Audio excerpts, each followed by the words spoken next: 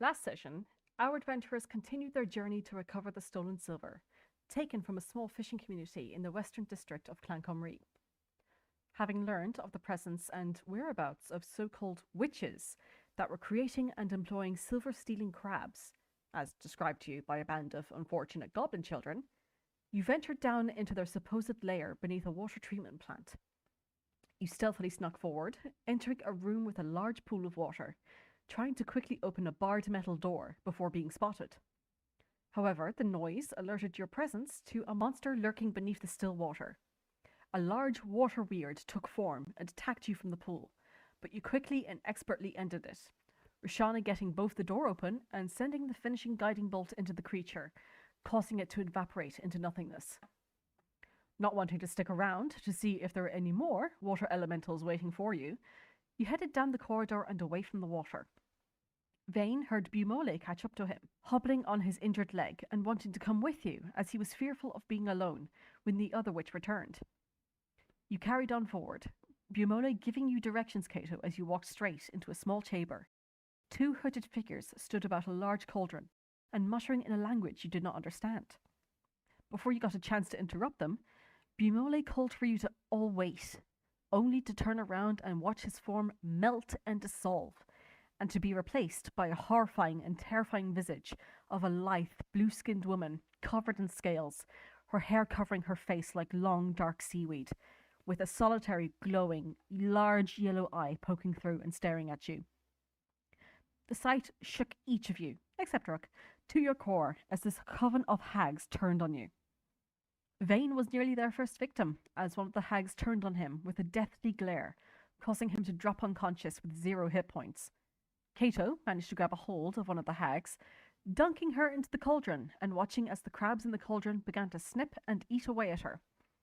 You then turned on the other hag, who would prove to be a lot more difficult to hit, and instead received several razor shell sharp claw attacks from the hag instead.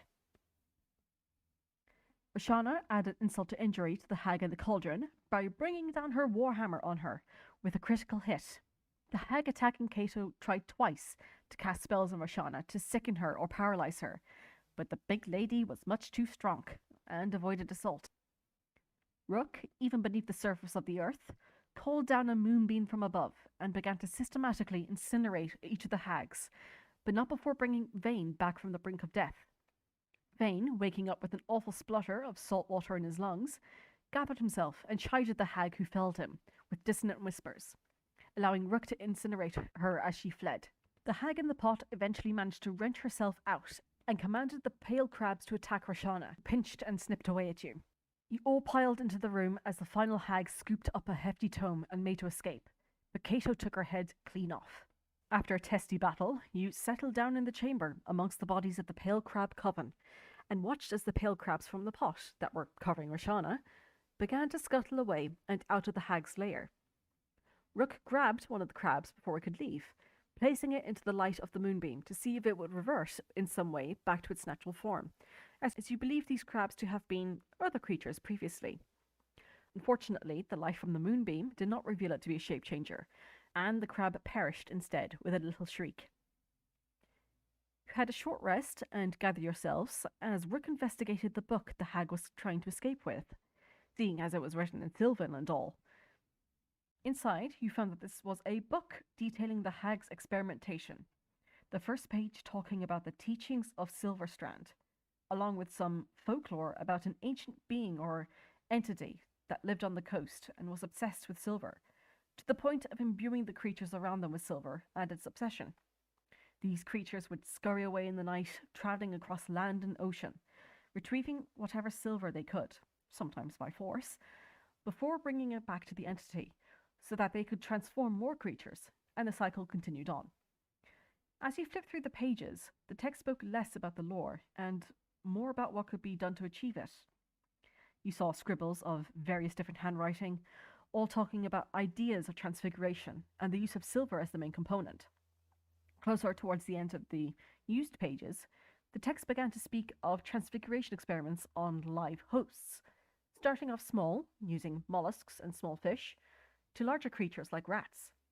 The last complete entry talked about using a goblinoid, transformation process and the high quantity of crabs yielded from the source.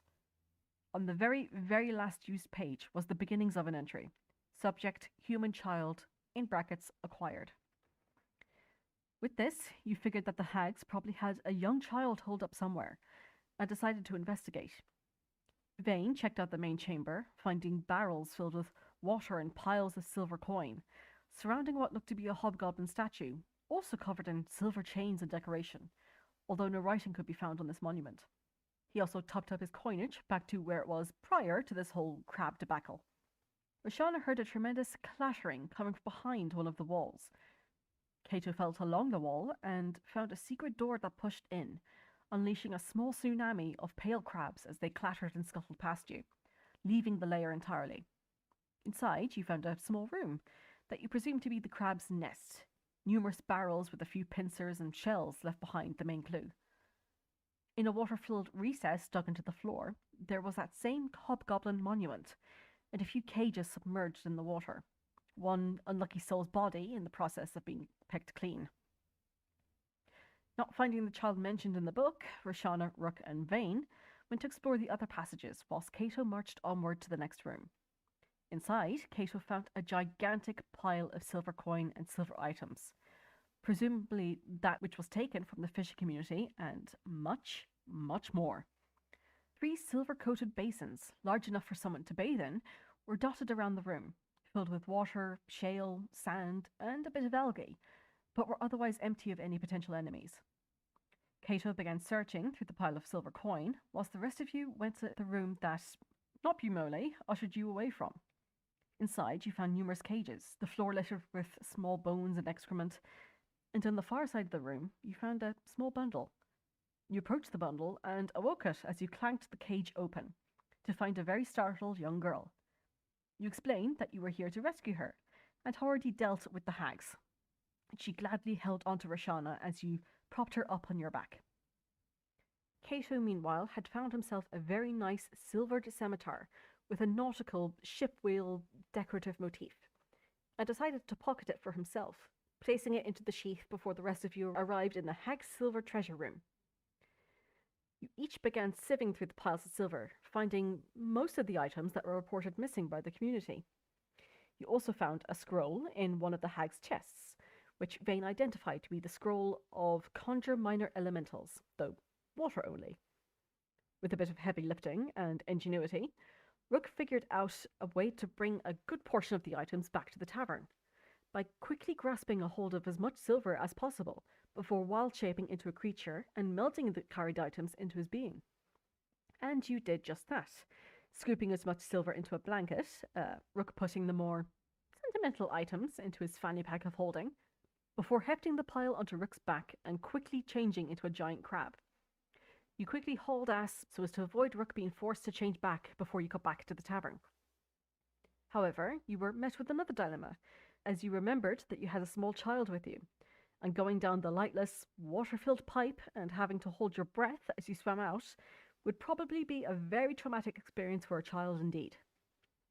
Instead, you decided to head out through another route, via the water treatment plant proper. You headed over to the sewage side of this floor, passing by the carrion crawler's den, before heading up a metal ladder and pushing the door open to reveal a long corridor lined on either side by offices.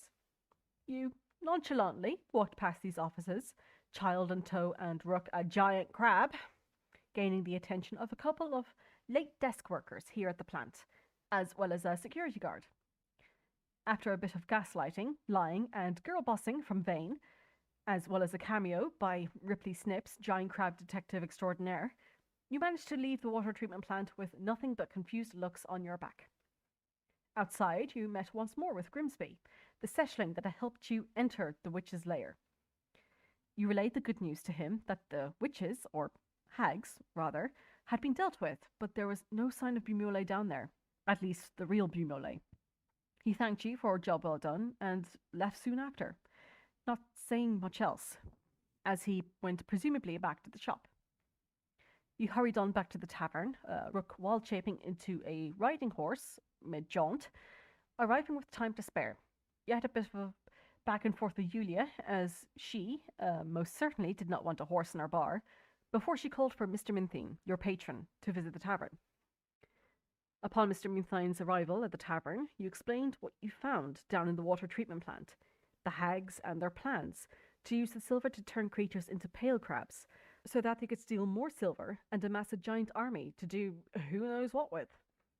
Mr. Minthine did not know what to make of this tale, but was aghast at the sight of the hag's heads you had collected, and was more pleased to see the silver you had retrieved when Rook transformed back into his form in the middle of the tavern. Silver pieces and sentimental items on display for all to see. Mr. Minthine, Yulia, and some helpers set about gathering the silver and retrieving the inventory list of missing items that Mr. Minthine and his folks had gathered from the people here in the community. You also made a point to tell Mr. Minthine the directions to the hag's lair, so that he could gather some guardsmen to head down there later, gathering the remaining pieces and clear out that part of the treatment plant. And with those plans set in place, an immediate celebration was held to commend your efforts. Food, drink, and conversation was had. Kato learning that the Venators, a monster hunting organization he's dealt with in the past, may be willing to pay for the hag's heads you had collected. Rook also made a point to get the quest slip signed off, given that Vayne in particular is on a time crunch to pay off Monty's fine and prevent his execution.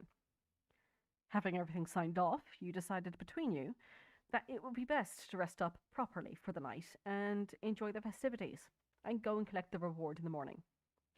After a night of fish and chips and several shots of Inky Stinky had about the tavern, you all retired for the evening. Well, except Vayne, who decided to go on a jaunt all the way back to the water treatment plant, where he hid a small chest of silver in the hag's lair behind a hidden door.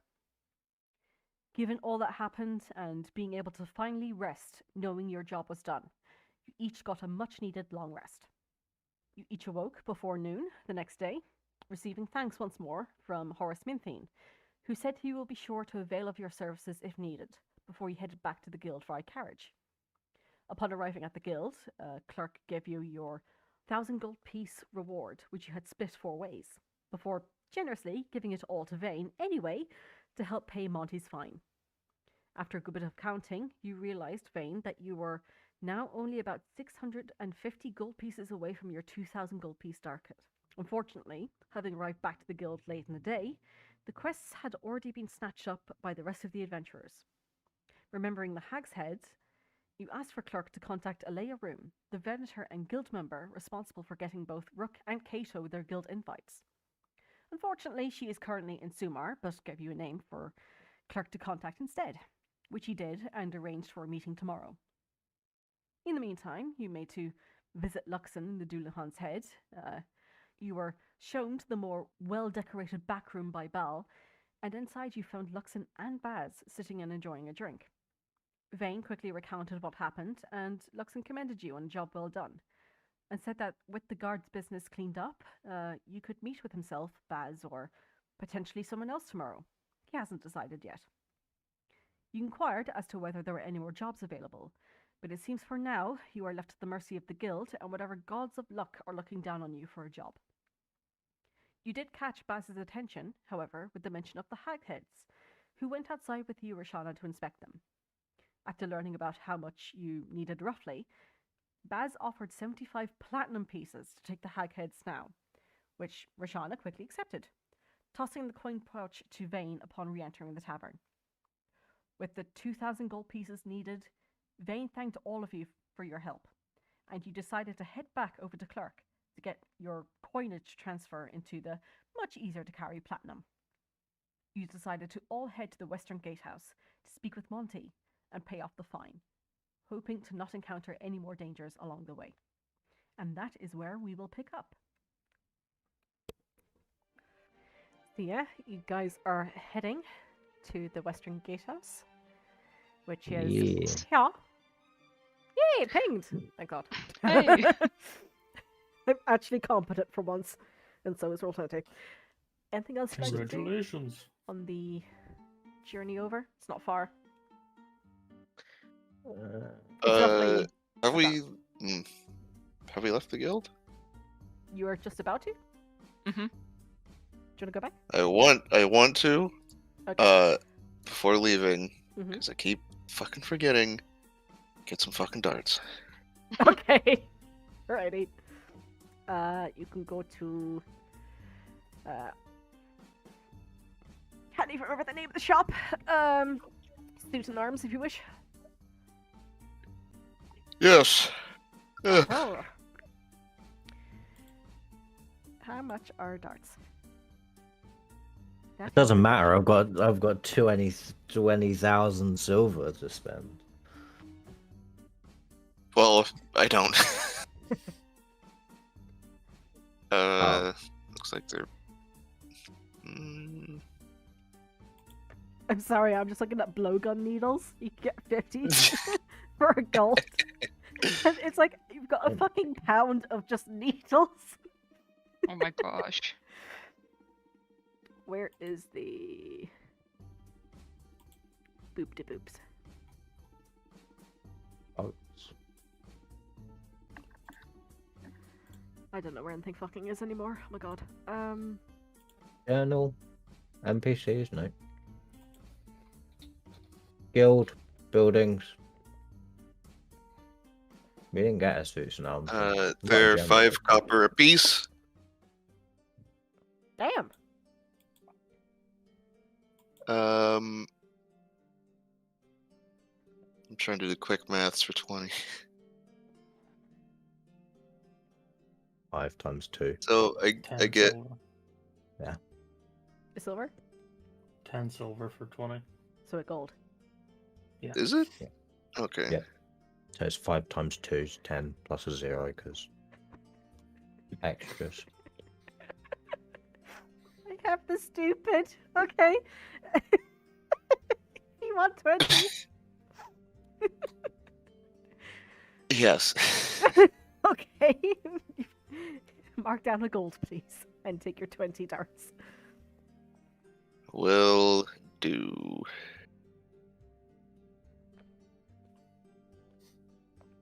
I'd love to actually know where that is in my notes. Oh, I found them. Yep. I am stupid. Alrighty. I've been meaning to for like 10 sessions and Just always remember to forget. pick them up again. I'm just gonna say Yeah. now, guys. There's a lot of things that you need to keep tabs on. You mean you're not going to do it for us? Oh no. Oh. Like damn. just an example. You got a load of magic items last session as well that you haven't necessarily checked out properly. Or Okay. the session before. My bad. We did? Mm-hmm. At the goblins shop. There's a Oh couple shit, of we things. gotta send that stuff back. I think I was I think I missed that part. Oh no, you didn't. What? Oh my god. Okay. Go back and rewatch this session. What would you like to do? There's a carriage here. Yep. I will get into the carriage Yes. Already. and I will remember that I've taken a long rest and actually have bardic inspiration again.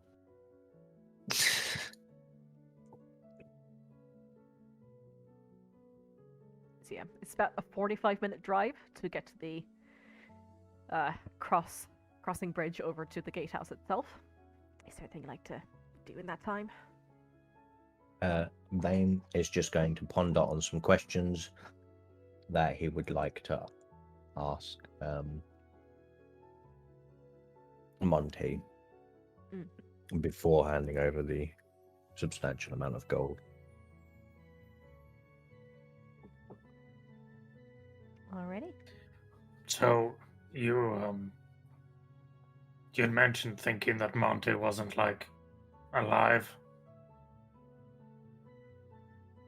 Well, no, it's not necessarily that he's not alive, just that he may be under some kind of spell or something because of what Larimer said with regards to her not being able to sort of see him. And then, obviously, with the news coming to light that Varesh was actually with Larimar and not where Monty said he was, there's just some things I would like to clarify with him. And also just try and get an idea of if he is still himself. Is there anything in particular you'd like us to do?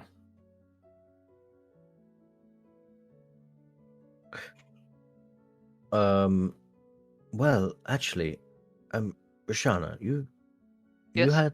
did that thing with the people in the Mm-hmm. tavern with the truth, the not being able to lie. Yeah, Is that something you can I can maybe sure do? do that. That would be very useful. Of course. You just tell me when I need to do it. Thank you very much. You're welcome. Just know that you will also be under the influence because of the proximity. Okay. Well, I mean, I don't need to lie in this situation, so Of course not. at least I don't think so.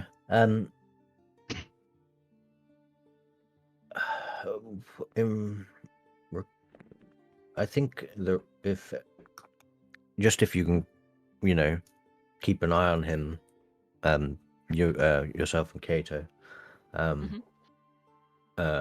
and Rook, just see if you can, I don't know, gauge if he's going to be being truthful because of the spell, but if you can get any sense of his, I know you've never really met him before, but like a sense of whether he's behaving strangely. I'll do my best. Though, in my defense, most people I've met here act strange from my perspective. That is a fair point. But I'll let you know if anything stands out. Thank you.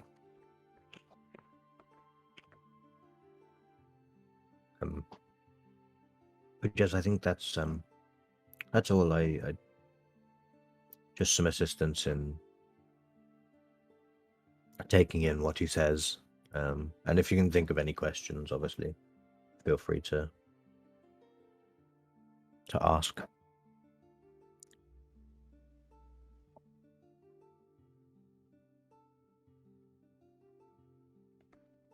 But that's it. We'll go back to thinking. Say you get him out of prison, then what?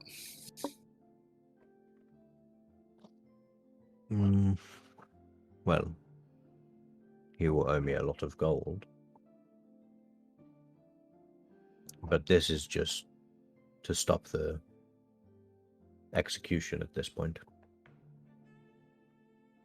And it's, once the stay of execution goes through, the time constraint becomes a little less obnoxious.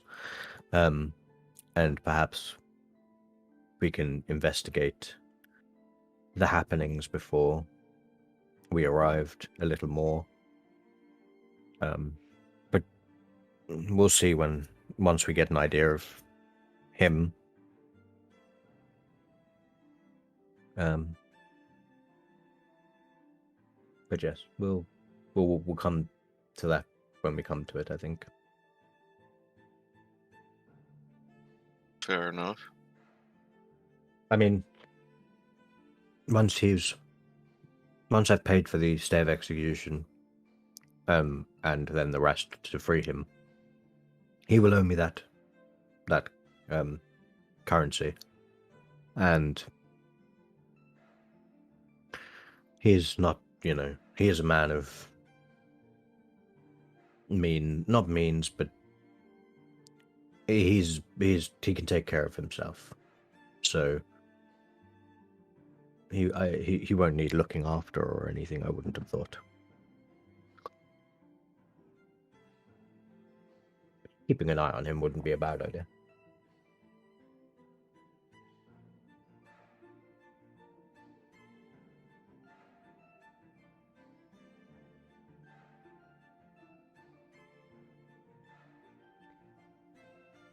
Alrighty. Mhm. So between your musings and coming up with questions, setting a plan into motion, you do eventually arrive at the Western Gatehouse. Similar to the Southern Gatehouse that you lot have been to before. Well, I should say, Rook only ever stayed outside in the carriage. The rest of you have had the pleasure of going inside to the Southern Gatehouse. You arrive at the Western, and similarly, there is that bridge, manned on either side by guards. You see one of the guards approaches the carriage, gives a nod to the driver, and then pokes around, looking in through the window of the carriage. He gives a rattle on the window with his knuckle.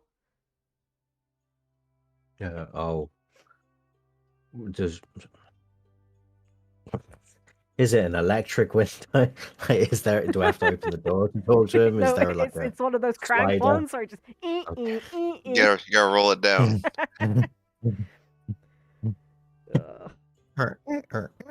Hello. My car still has that. Okay, don't laugh. It's like... Oh my gosh. They work. That's painful though. My car is 21 years old. I Oh. am very proud of it. It has passed the Forever NCT. 21. My car is still a baby. Oh. She's 2. Oh.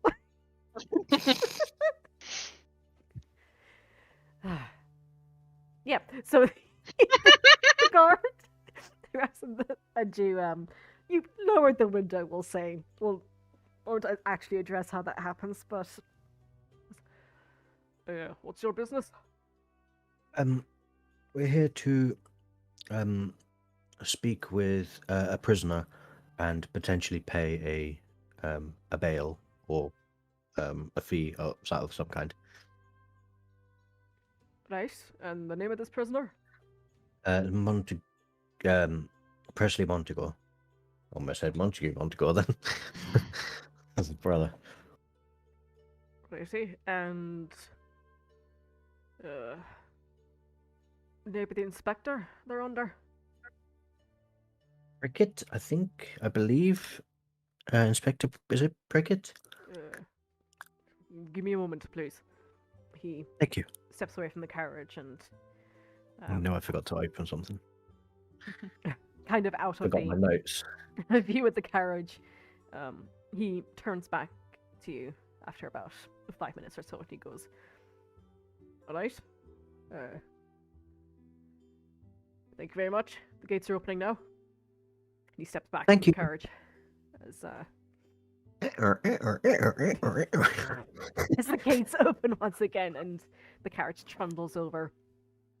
It's a very similar sort of layout to the Southern Gatehouse. It's an imposing building, again for function rather than decoration. It's quite stately and imposing, but you notice around here there are definitely a lot more higher ranking guards about the place. The chains that they have on their shoulder, they're certainly a lot more numerous than the guards you would have seen back in the Southern Gatehouse. In addition, the branch crest that they have on their just like the breast area is a lot more numerous than the branches that come off it as well, just signifying their station. It seems that around here, the Western Gatehouse in particular is heavily guarded, and even looking at some of the structures, they seem to be just a little bit more fortified than the gatehouse you had been to before. Sort of like a high security prison as opposed to your normal. Closer to that, yeah. Yeah. So at this point, the carriage pulls up outside the front. I guess I'll hop out. Mhm. And kind of have a sort of a look around, like right to left, kind of see the lay of the land. So immediately in front of you, there's like a short set of steps and 2 ramps, like going round in a semicircle up to the front doors. Heavy barred doors as well. Sorry, I should say heavy wooden doors with the bar decoration on the front. You do see that there are 2 sets of guards. 2 are standing either side of the door, and then 2 are just standing either side of the stairs. Like they are seemingly waiting and ready for action. They kind of give you a look as you approach. But I'll walk towards one of them, Mhm. or walk towards the stairs. Yeah. As I get towards the stairs, do they look like they're going to stop me? They don't, but they're just watching you. And then I'll just climb the stairs. Mhm. Up towards the big door. Yeah. And you see as you approach the 2 guards at the top, they do open the doors for you. It's a trap. Are people following me? Yes, I'm following you. Okay. You've just Yeah, dropped Vayne off at preschool. Yeah.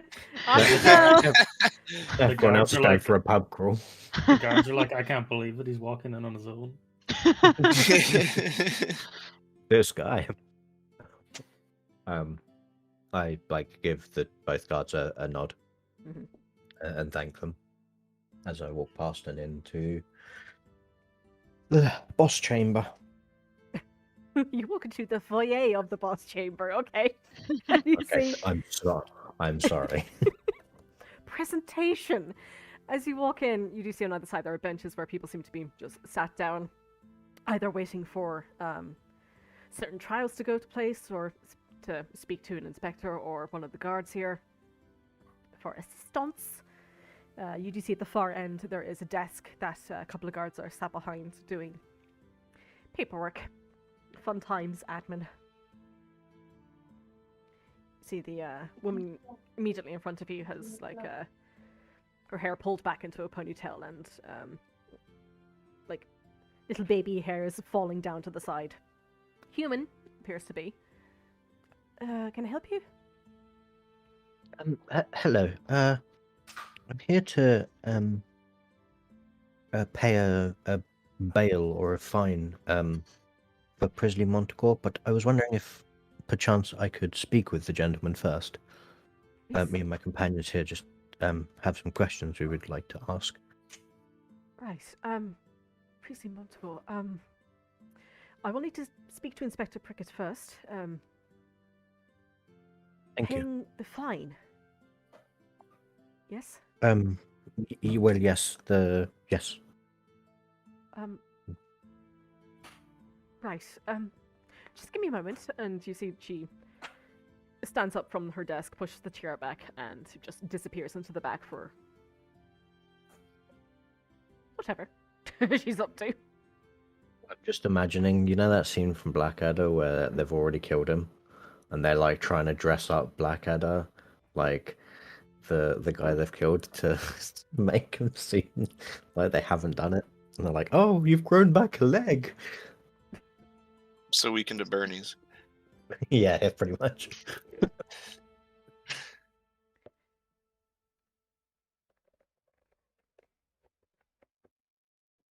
Oh, righty.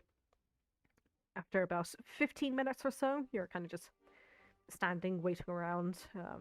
You do see that it is quite busy in the foyer.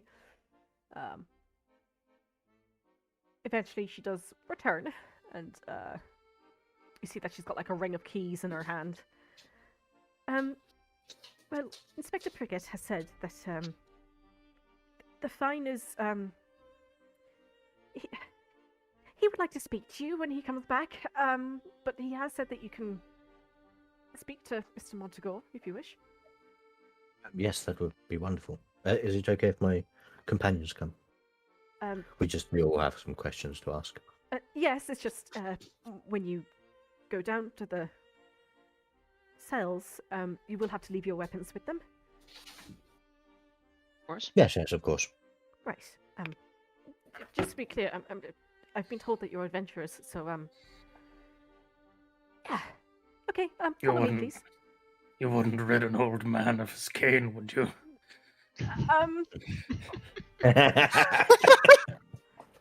Wow. Of course not, sir. Thank you. She keeps walking. Wow.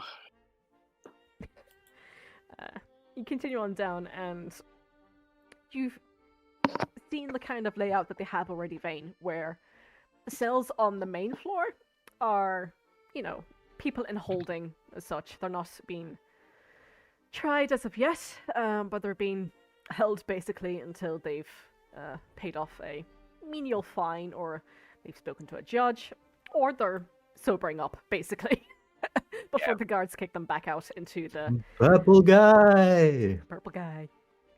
Yep. Yeah. This time, though, she takes you round in the opposite direction, down a long set of stairs, and it becomes dark very quickly. But you do see every now and then little sconces. Vision? Where torches have been lit. Oh, okay. And you continue on down to another layer of cells, and down here it is quite dank. You thought it smelt bad before in the cell you were in. This is something else. I've tasted sewage water. This is nothing. Poor She's got- Roshana. She's got a point. I will wave my little vial in front of my nose, just like in this like CSIs put there's like Vicks on their glove so that they can sort of sniff it. Mm-hmm. Yeah, kind of do like that, but with my vial on my necklace. So yeah, Stanky. you end up walking through this long corridor between cells. You see, from the darkness of the far reaches within the cells themselves, you see figures start to lurch forward as you walk by. It's a bit eerie. You feel these eyes on you as you're walking past. But you reach the far end of the corridor and you see a heavy metal door. The frame itself also seems to be metal of some kind. And the guard in front of you turns the lock. With a heavy chunk, the door itself swings open. And another set of steps. Begin walking down, following her. And it becomes a little bit colder. And the light here is a little bit more sparse. I've got dark vision. Before eventually you reach the bottom. Hey. And you see that pretty much everything here has been cemented concrete, and there are 3 doors, one in front of you and one on either side. The guard turns towards you and goes, yes, if you could just leave your weapons here, please. Sure thing. Very And I'll well. take my dagger and put it down, and take my rapier and put it down. It's not that scene from Pirates of the Caravan. Yeah. Daggers out of boots. Yep. Jackets. Fucking. And it's at this Yeah. point that you notice that there have been 2 guards following you this entire time. And as you turn to hand the weapons to this lady, the guards step forward and just pretty much unceremoniously just yank the weapons off you. Give Do them they my take my miner's instruments? pick. They leave your instrument with you. And sorry, Rook, would you say? I give them my miner's pick and my shovel. They give you a nod. Do a lot of damage with either of those.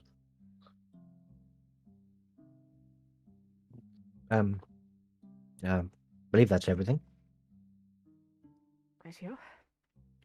This way, please. And she goes to the door immediately in front of you, and again, same metal door in the metal frame, with another chunk. The door opens. Inside, it is sparsely lit. You could just make out the shape of a figure just sat on a chair. The glow from the torches just outlining their figure. Kind of small and slumped. And it's like the bars in this room go like split this room in half. So you enter on one side and he is on the other. Okay. I see. So there's like it's like a cell within a cell. Basically, yeah. Okay.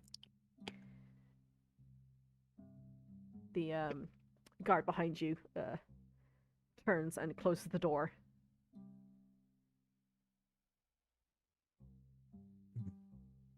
So it's just us and him in there.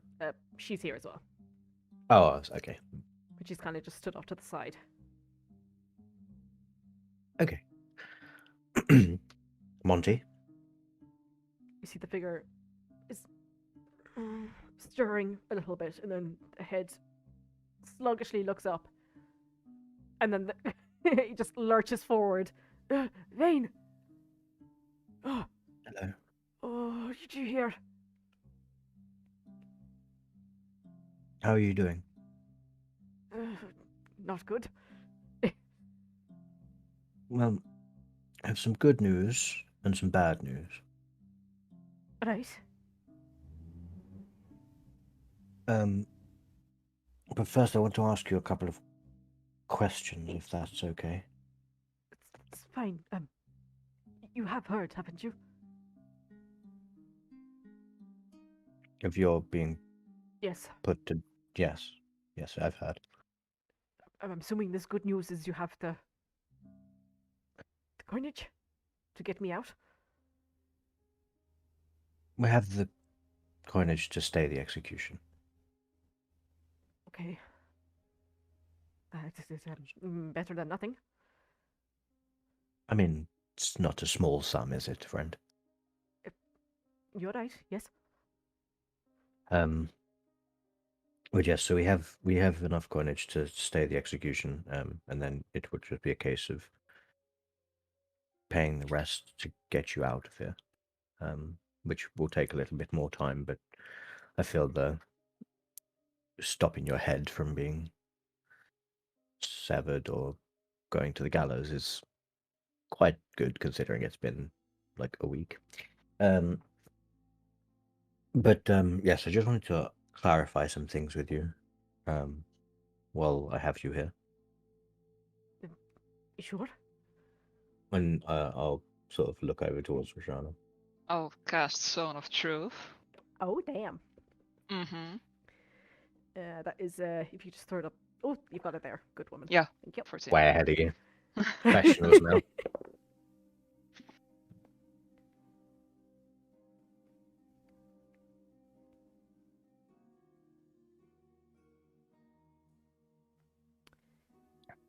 Alrighty.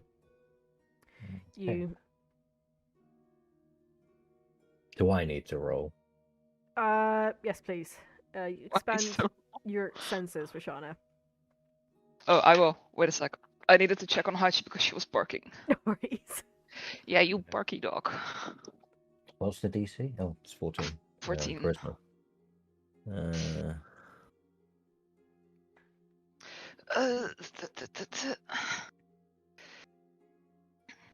Damn. Think Oh, wow. God damn. You can lie. You're okay. What did I need to do? You expand your senses forward. Mm-hmm. Yes. Drawing down from Saloon's power. Mm-hmm. And you, in your mind's eye, cast this little cone above the two of them. Yes. Kind of just skirting the edge of where the rest of you stand. and you feel like your grasp isn't there. It hasn't caught a grasp of this figure that is stood across from Vayne, and Vayne himself. Doesn't seem to be working. I look towards Vayne and I shake my head a little.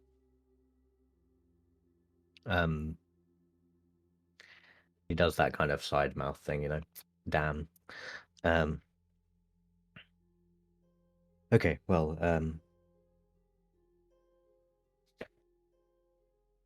so I spoke with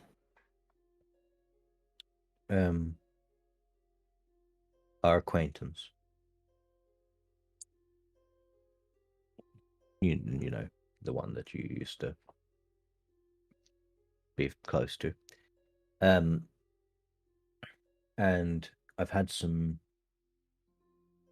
and I kind of look back towards the guard.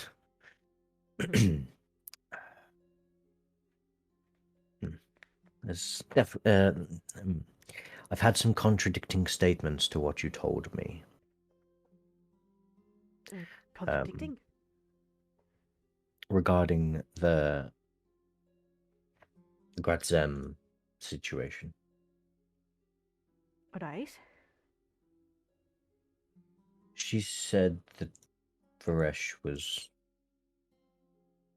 with her when what happened. You see, he blinks a few times looking at you, but perplexed. She also said that while she's been able to read all of us, or all of the carriage members, since Gradzem, you have been outside of her view.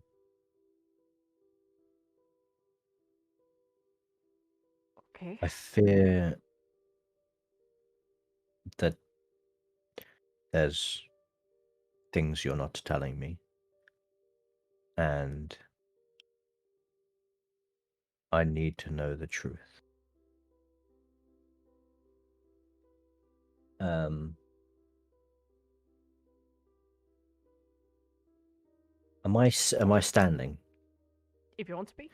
Yeah. Is there like a stool I could pull up? Sure. Can I pull up a stool and sit down, sort of close to the bars? Mm-hmm.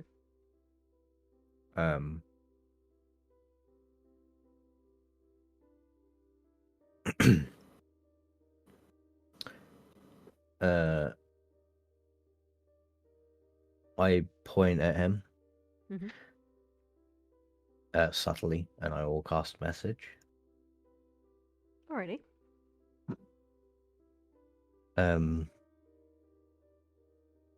Monty, I need to know the truth. I need to know what happened, and what's going on with you. Because there was no. Yeah, okay. There's no reason for you to bring a corpse to Clancombry that I can think of.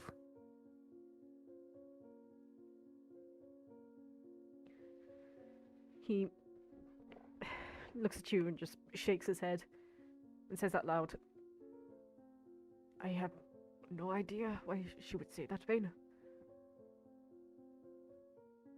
Hand on my heart, I have been honest with you this whole time. Can I insight check? You can, of course. I would also like to keep an eye on his body language to see. My guest. Why can I never find insight? There it is. Oh, when I need it. Baby!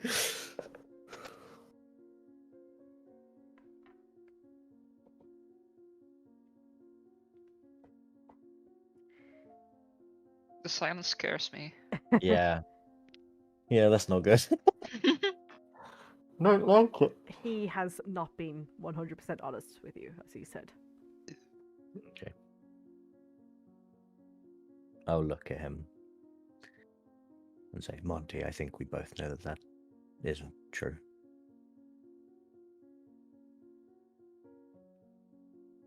What would you like me to say, Vayne?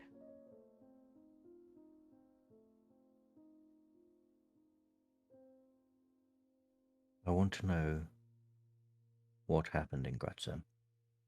I told you. They started attacking Voresh and...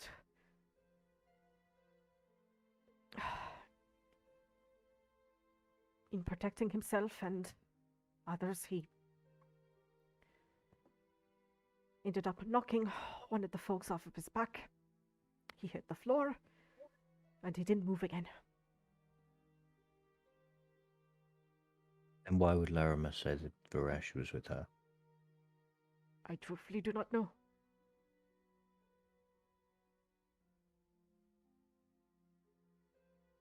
Did he go to her, maybe? After we loaded up the body? Why did you load up the body? Everyone I have bounced ideas off of cannot come up with a reason why you would bring a body with you all this way. You see that he's become quite shaky, and he's rubbing his fingers where the rings would normally be, but of course they've been stripped from him. He kind of realizes that they're gone and clasps his hands again. Honestly, panic. We could not leave the body there. Why not?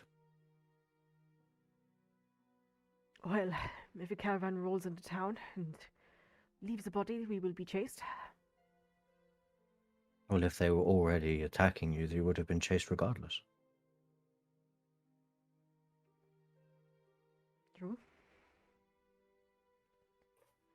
But they Rook will had take a left to gather their forces. They saw that Varesh was too much for them, and we dashed while we had the chance.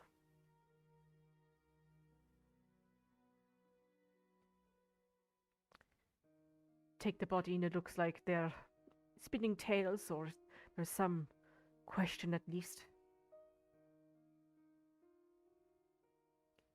as to what they're saying.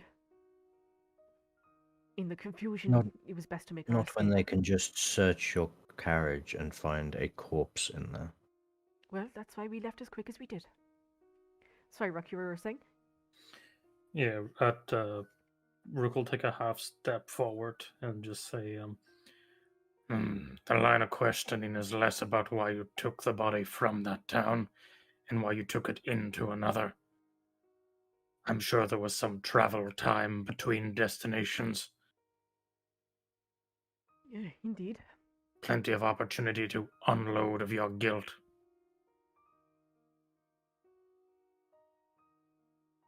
Well, I had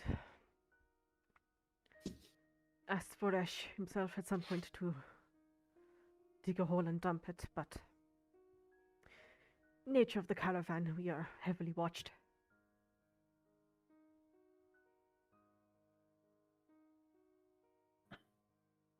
Even on the road. Indeed.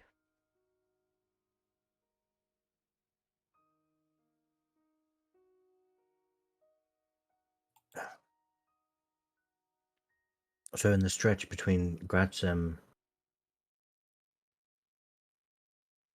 to Acklewen to Mercantile, and then Mercantile to Clankamry, you had no chance to dispose of the body.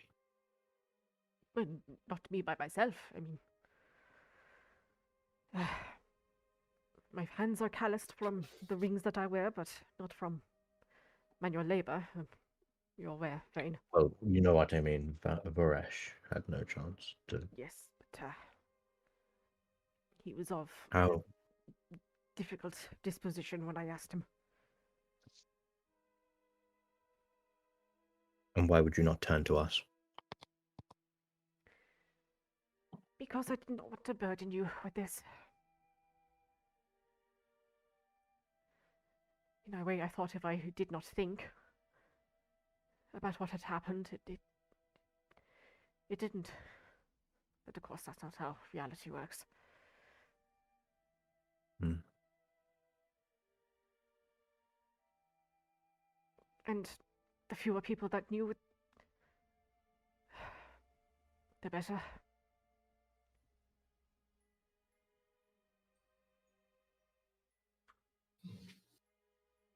Hmm.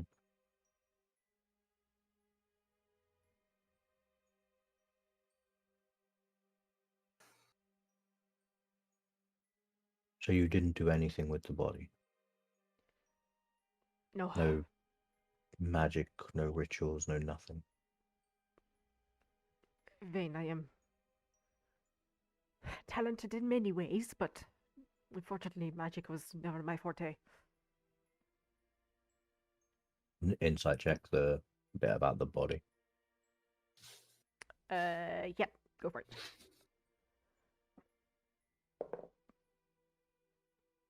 That's less good.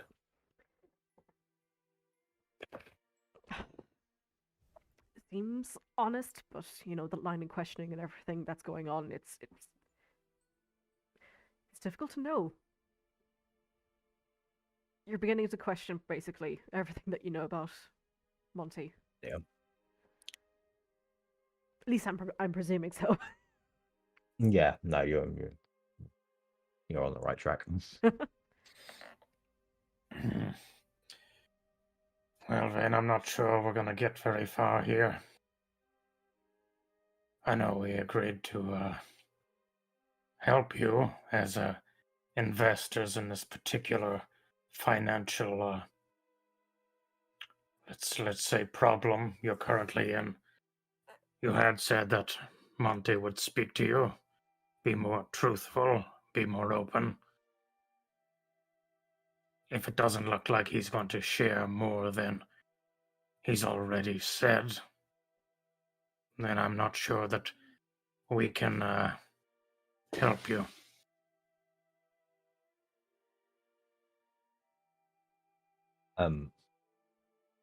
Vayne puts on a look of upset, kind of distraughtness on his face. And I'll say, "Oh, Rook, I'm really trying. Please, just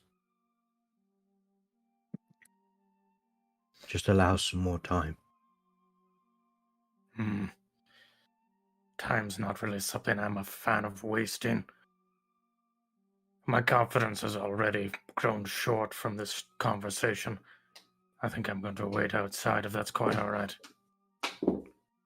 Hopefully you can make progress without me. I will try. And he'll take a step towards the door and lean in towards the attendant. And Jeff, she goes, yes? Can I ask you a question or two just out here? Of course.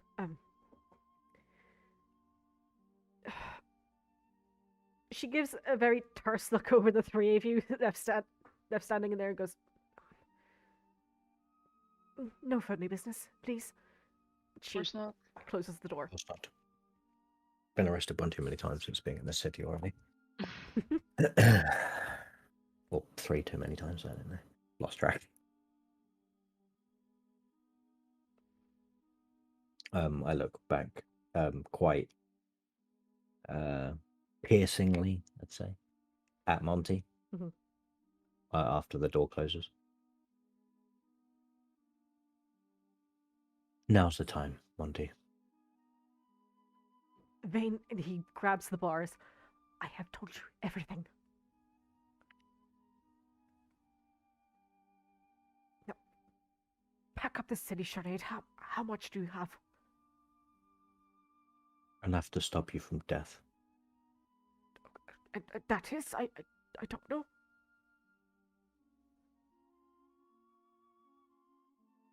How are you supposed to pay the fine if you don't even know how much it is? I was told I was to be executed.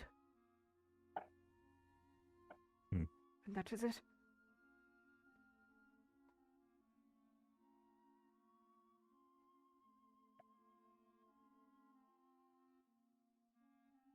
Can I? He's holding the bars, yeah? Yeah.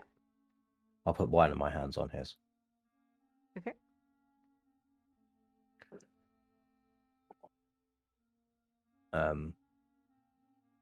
And I'll say, I'm worried with what Larimer said, with nothing really making sense over the past few weeks, with there being no excuse for bringing a body all this way. I worry that you're not yourself, friend. He looks at you, like, eyes shifting between each, glinting in the sparse light that there is down here. Mhm. And you will put me to death? Say, because I most certainly am not myself right now, I can tell you that. And he pats with the hand that you haven't held. Pats his, basically his vest, his tunic being taken off him, and slaps a hand against his thigh as well. Coin pouch. Long gone. Monty, I wouldn't put you to death.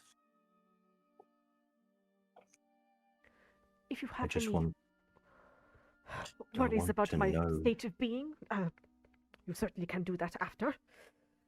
But right now, Vayne, I am sentenced to death day after tomorrow.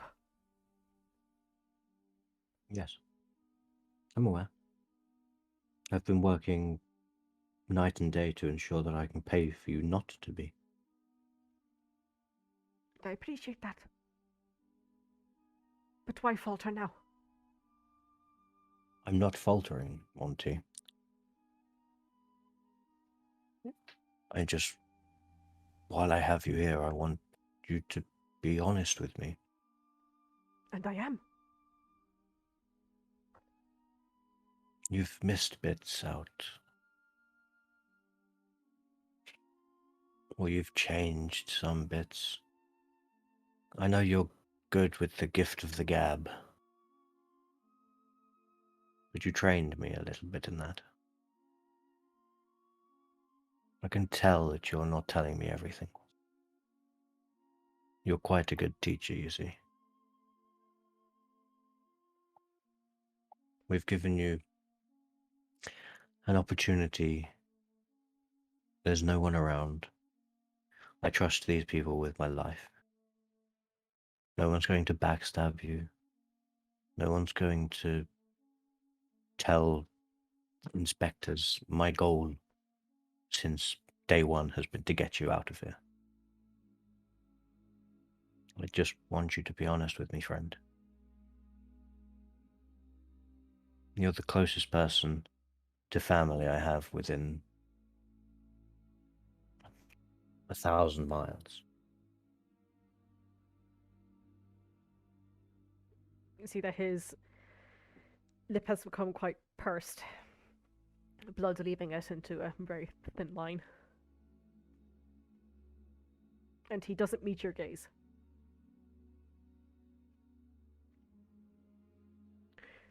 I can only say it was our family.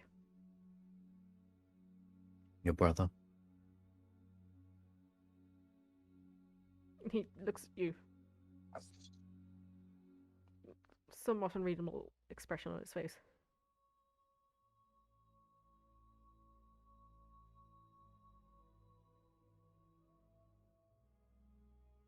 Sorry, somewhat of a what expression, I say? Unreadable.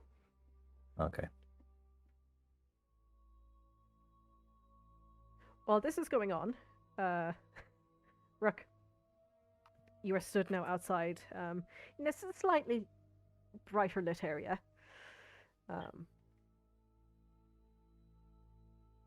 In these, like a cell foyer, if you want to say, far beneath the earth.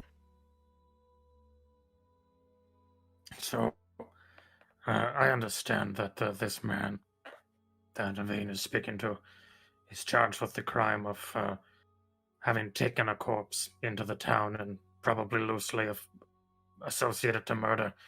Is death a usual penalty for this crime? I'm See, new to the city. the guard kind of runs her hand through her hair for a second.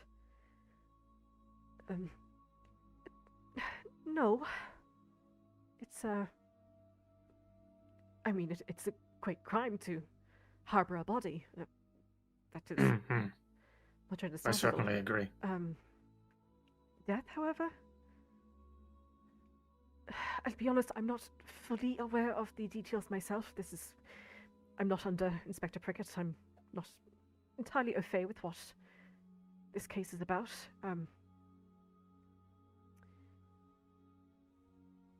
What I can tell you is that the fact that he is down here, and she motions around to the 3 solitary cells, basically, Mm-hmm.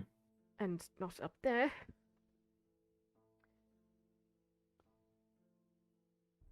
Is This this is a big deal. area for particularly dangerous individuals, Yes. or is it for individuals that have a lot of friends? That too.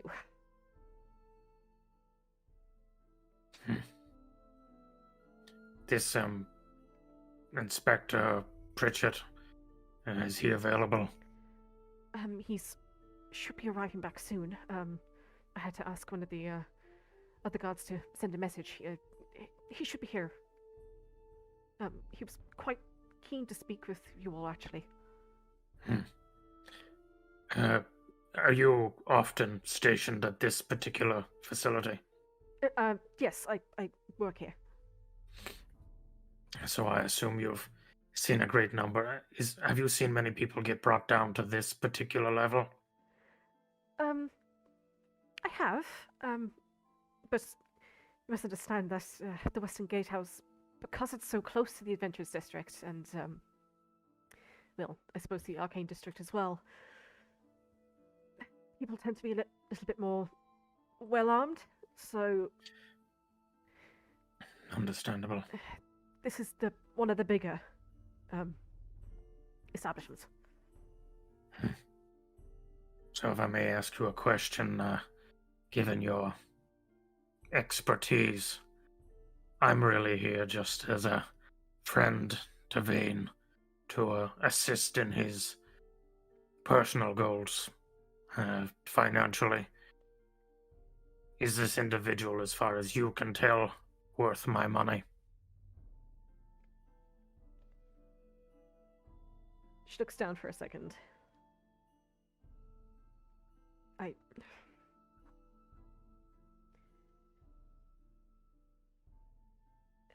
I can't answer that for you, sir.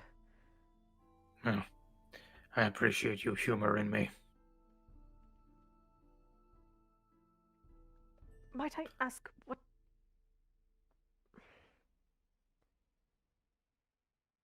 How much was this fine? I think to prevent the execution, we were told 2,000 gold. All right.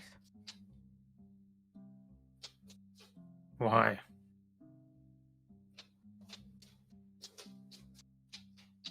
Were you not alerted that someone could pay this bail? Oh, no, there are certain cases, yes. But I was merely told execution for this, gentleman. Right. And I assume Inspector Pritchett would be the one to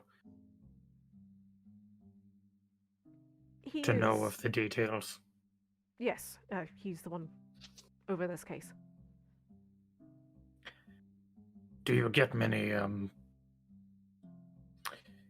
guild heads in this area? Not really, not unless we have one of the guild members who has been seen to have committed a crime and has been locked up here, so to speak. It's very rare, though, I should say. Okay, I was just curious because most of our information has come to us through the guild. So I was wondering who would be letting them know. But I would have imagined they would have liaised with Inspector Prickett. To be honest, the guild probably would know better more than I. As I said, like I'm not under Prickett. I don't know terribly much about his cases. That's all right. Well, I certainly look forward to speaking to this Inspector Pritchett. Right. I hope I've helped. Oh, very much sorry, so. It can't be more. No. You're doing your job.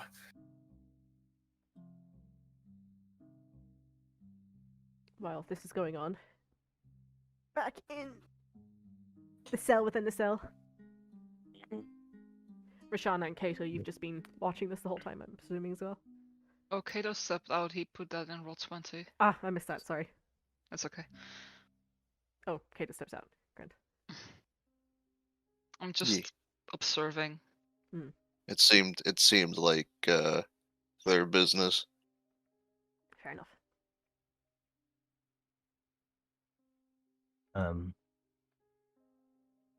What best to ask? You say that this was for family. What of the contraband?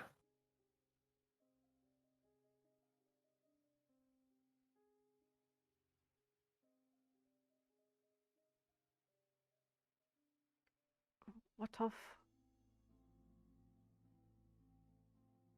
Did you just call me a toff? I said what of? Oh, right. Proper tough, sir!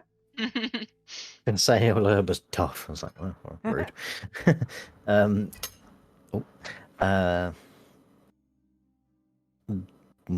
This drug. Numbskull? I have no idea what you are speaking of. Inside check. Sure.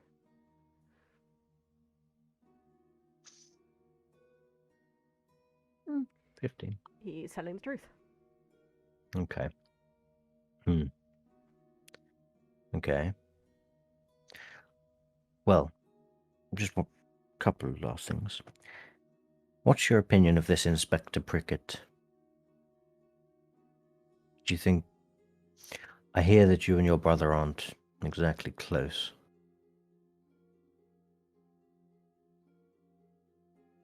Do you think that he could have something to do with the extent of your punishment? Considering he is not paying for you to not be murdered? You see, he kind of wobbles over a little bit to this little stool that he was sat on before. He groans as he sits down. Sorry. You said he's paying? No. I'm saying your brother isn't paying. And as I said, I've heard that you two aren't exactly on the best of terms. I'm just confused as to why your brother, who is evidently a man of means,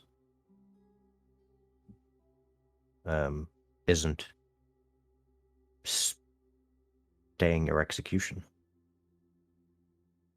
And I wondered if maybe the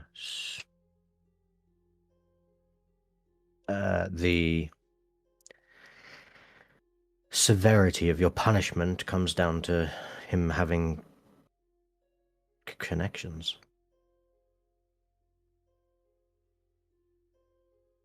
You see, he ponders for a moment. As I say, I don't know. I didn't even know you had a brother until... Well, I read it in the newspaper.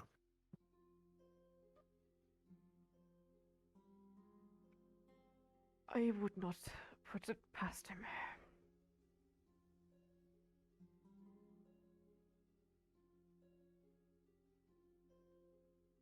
Do you think he could have connections in the guards that would make your life, for example, claiming that you had bought in drugs, getting you arrested, getting you put to execution? I don't It know all the- seems to have... this drug business that you speak, but It was in the newspaper. There was something about contraband. it would make sense. You see his eyes become a little bit wide.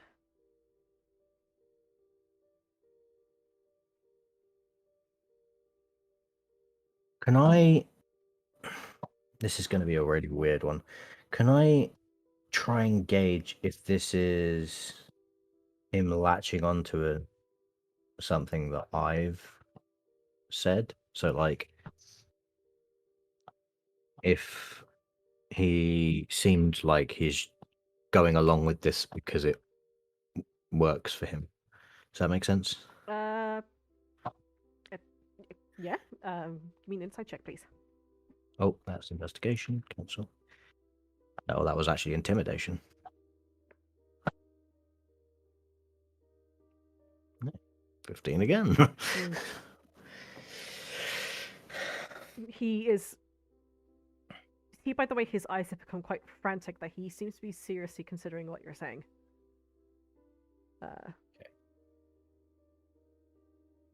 Okay. What exactly is the issue with you and your brother?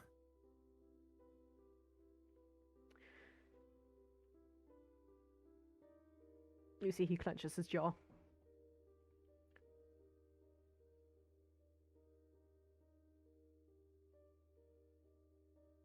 You can talk to me, Monty.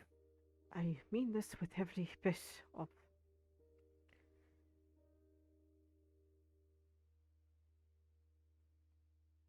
love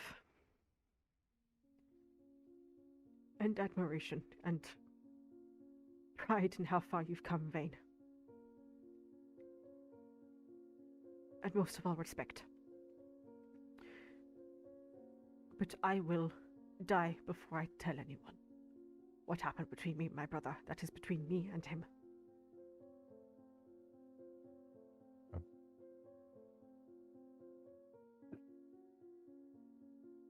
Very well.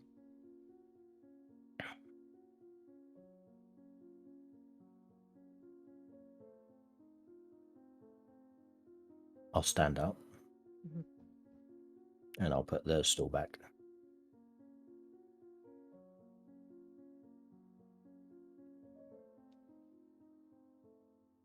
And then I'll walk back over to where I was sat on the stool. And put a hand on the bars and say, I hope that one day you trust me enough. And then I'll turn around and I'll wrap my knuckles on the metal door. Okay. And leave. Yeah, the guard opens the door back up for you again. Would you like to do anything, Roshana? Before I step out, I give him a sharp look, Monty, and say, I hope you give him what he deserves, because he went through hell for you. And leave. Okay. And as you walk out, Roshana, the guard comes and closes the door heavily again and locks it. Oh, that was informative. Don't trust Yeah. him. Apparently, Inspector Pritchard is on the way, so I'm hoping that lovely. will be more. Yes, I would like to speak with him. You don't seem satisfied. Well, we didn't exactly get the answers we wanted, but a step in the right direction at least. And maybe some wheels turning. I'll assume that none of us particularly want to be standing down here anymore. Shall we wait upstairs for this preacher to arrive? Yes, sorry, I didn't catch your name, and I'll say that to Rook. the son of a bitch. Thank Oh my god. Never let him know your next move. Fucking hell. I just assumed that actually just happened in game, and we're all just stood outside Monty's cell laughing. I'll look towards the guard. She's looking at you all rather quizzically, mouth open. Peggy. Peggy, is there some less dank lodgings that we could Yes, please. It's cold down here. Yes, She yeah. leads you back up the way that you came in. Hooray! To the Oh. light. Yeah. You do hear a couple of the prisoners start whistling as you walk by. Okay, thank you. Or, I'm giving the buzz just to spook you. Jesus. Evidently, Vayne is just catwalking his way past. Work it. Power. Vayne, be happy you're not on the other side of those walls here, I'm because taking advantage of it. you would be prison meat. Thank you. Oh, You're welcome. wow. It's a compliment, is it not? What the hell is prison meat? You That's- don't want to know. Oh, poor No, Rook. Well, that's she- just me she- putting it she's- lightly. She's a butcher, so I assume she knows. Hmm. I assume it's some form of food. In a sense. Yeah, you're part of a food chain. I'm a delicacy, baby. Oh my god. Served on a silver plate. Yeah. Back upstairs we go. Yeah. Yikes. You entered a much more airy and light top floor. Maybe he's born with it. Maybe it's clinical depression. Oh my god. And as you're walking up, you see, flanked with two higher ranks on either side, you see Inspector Prickett walking by. He seems to be carrying a clipboard of some kind and sees you as you just emerge from the stairwell. Ah. Mr. Durand. Mr. Prickett. Sorry, Inspector Prickett. I was alerted to your coming here. If you'll follow me to my office, please. Yes, of course. I'll follow him to his office, please. I'll follow Vayne. Mm-hmm. You see, Peggy's kind of just stood there. As only one of the guards follows you. You see, like, 3 strands on the shoulder. Mr. Prickett opens the door. You How many see- strands did Peggy have? Sorry. She had 2. Hi, Peggy. You've been an absolute star. She just gives you a wave and walks off to carry on with her workday.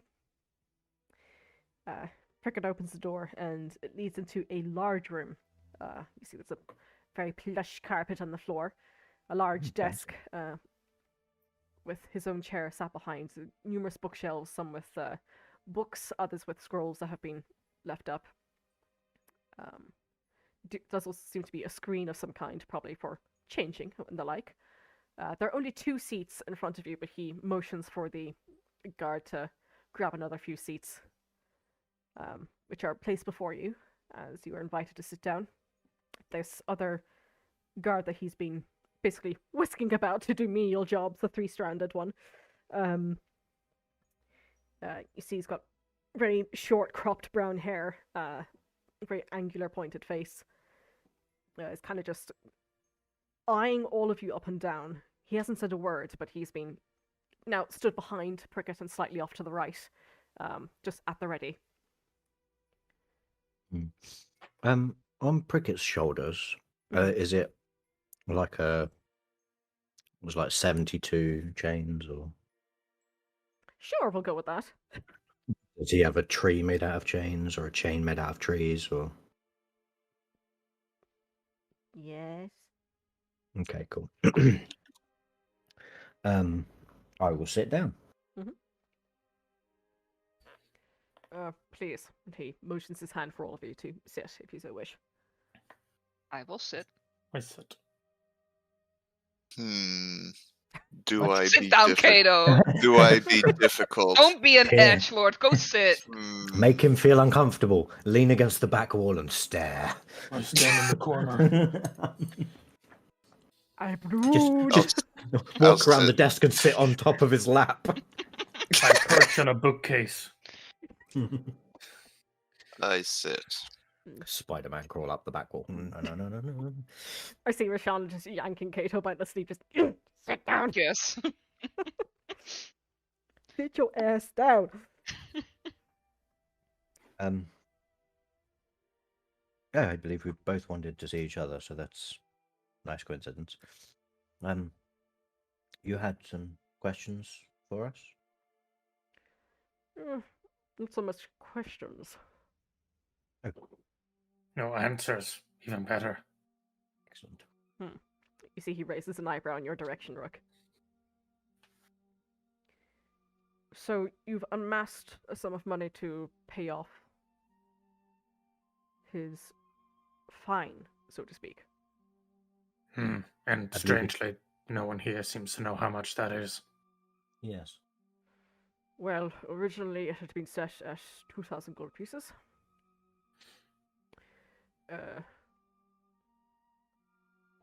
However,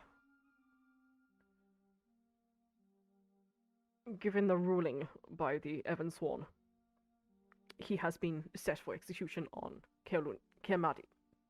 What fucking day is it? Kilar'une, my bad. Kilar'une. Great question. Let me check the calendar. It's Beth and Doug, just so everyone knows. I couldn't even remember my own calendar. There we go. You set for I can't execution remember on. the Julian calendar, to be fair. You set for execution on Kilar'une. Yes. And is that a rare thing to happen? For one of these individuals to pass a judgment on a particular prisoner? Given the enormity and severity of the crime, it is fitting of the punishment. What is this crime? Sorry. He narrows his eyes towards you, Vayne, and kind of turns his head in your direction.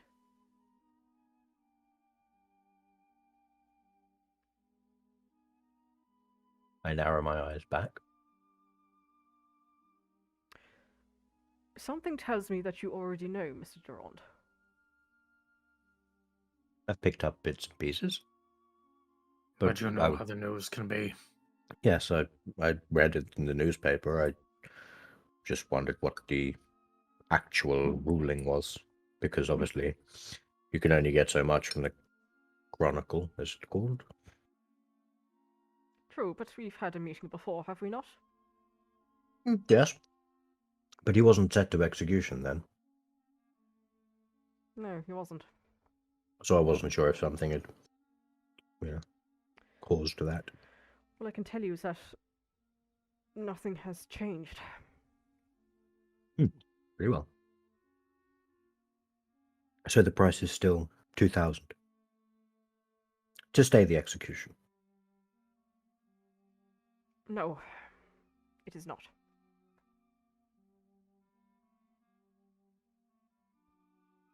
So something has changed. He is to be executed. So there is no price. No. And why were we told there was? That I could not tell you. insight check. Sure, go ahead.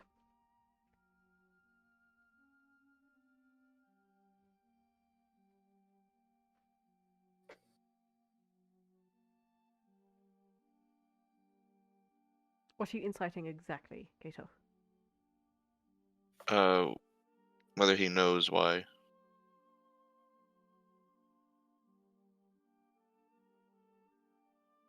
I'm like really butterbrain today. I'm so sorry. Okay. What did I say? Knows why what? No, I was. See, well, he said, Rook asked, why was there not a prize? And then he said, I seriously don't know. Unless I just misheard that, like a dummy. Well, I know it was why were we told that Yeah. we could pay Right, his yeah. bail, and he Okay. said he Yeah. didn't know. I'll message Yeah. you now, Chris. Okay.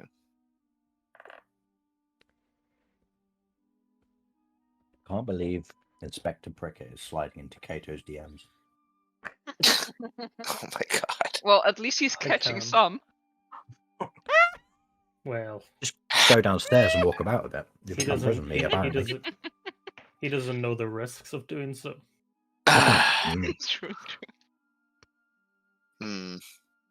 Got it.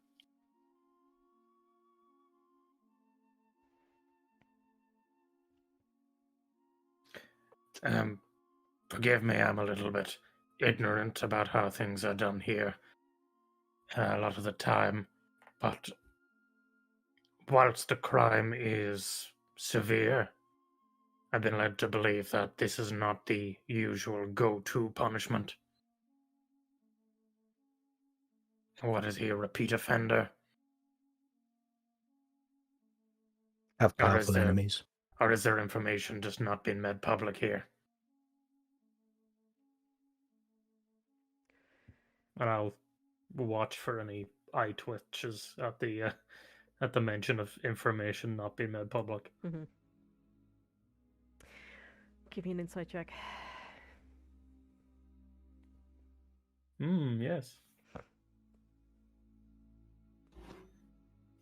Can I add on to what Rook said in regards to information not being released and say, or potentially enemies in high places? Sure. Give me an insight check as well. Vayne.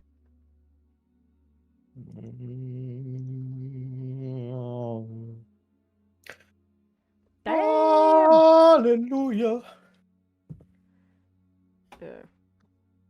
How many of those are you gonna roll this session? 2. Jesus. It's all natural ones from here, baby. Well, in last session, you had a fair amount of. Or was it the session before? It's all a blur now, to be honest. Yeah. Higher places. I fail to see. There is a certain amount of knowledge that has not been made available to the public, I'm sure you're aware. I just thought it was unusual that a merchant accused of harboring a corpse be kept in such a low and protected area of the prison.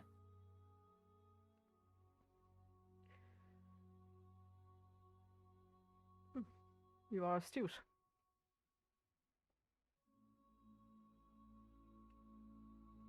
I don't suppose you would be at liberty to divulge anything that might put our minds at ease, given you've just told us that we can't stop the death of a friend of a friend.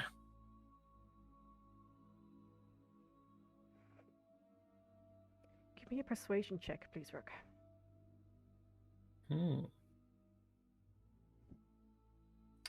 And I'm also just going to use Fortune of the Many to put a +3 on top of that. Okay. Make it a 16.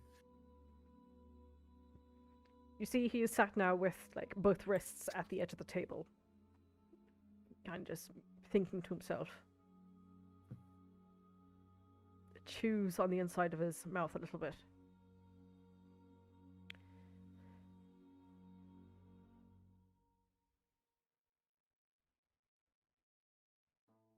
He spares a glance in the direction of his underling.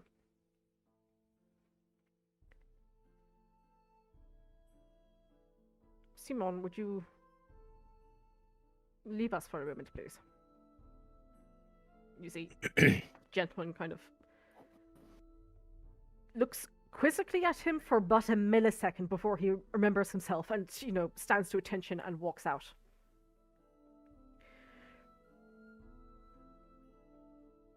No.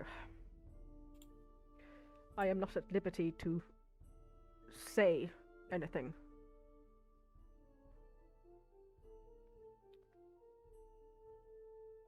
But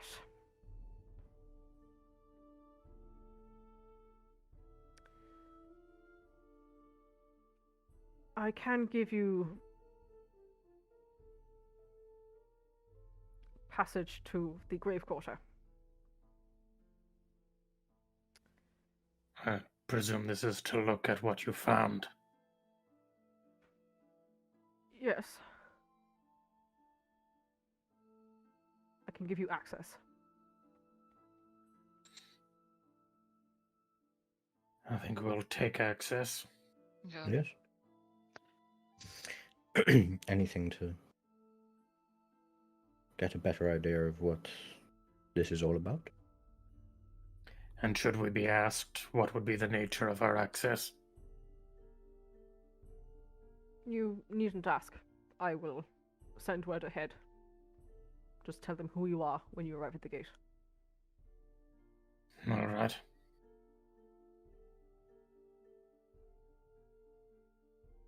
Is there any other business we'd like to attend to here? You were interested in meeting us before, I believe. I think we just missed you. Was there anything in particular you were going to ask us at the time? Well, his eyes lock in on yours again, Vayne.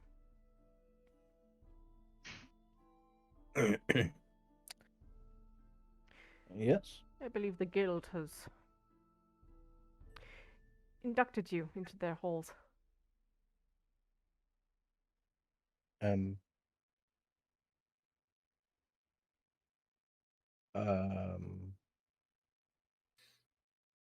as in, I kind of flash my ring. Mhm. As in, yes? Yeah, his eyes trail the ring as you flash it.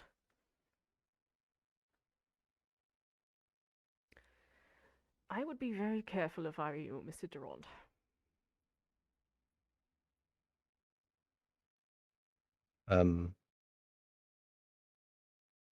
Of? Sticking your nose in your places it doesn't belong.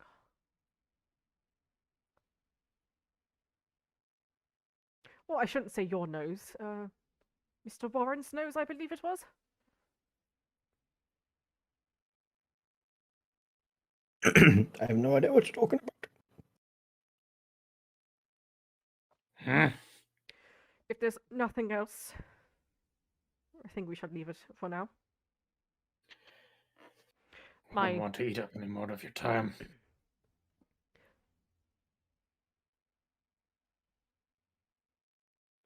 My apologies to you. And he looks at you, Vayne. There must be something. I won't give up until it's done.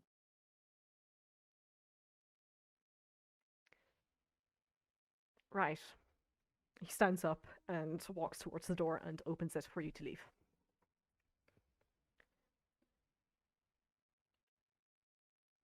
Can I take a quick look at his desk? Sure. Are you looking for anything in particular, or are you just scanning it? Just scanning it for any like papers or anything. Like anything with sigils or like like stamps of specific like businesses kind of thing. Just give me a perception check. As he's scanning over, Rook will begin to leave the room Mhm. and just say to the inspector, "You know, it's funny, the irony of pleasant conversations with the law enforcement is I both hope I see you again and hope I never have to see you again. Hmm. I'm sure you get that all the time, though. Likewise. Indeed. Vayne, his desk is pretty damn spotless. It's very well organized. To the point of almost being anally organized. Nothing on show. Okay. I give him a nod and say, I thank you for your assistance. And hope I find what information I can.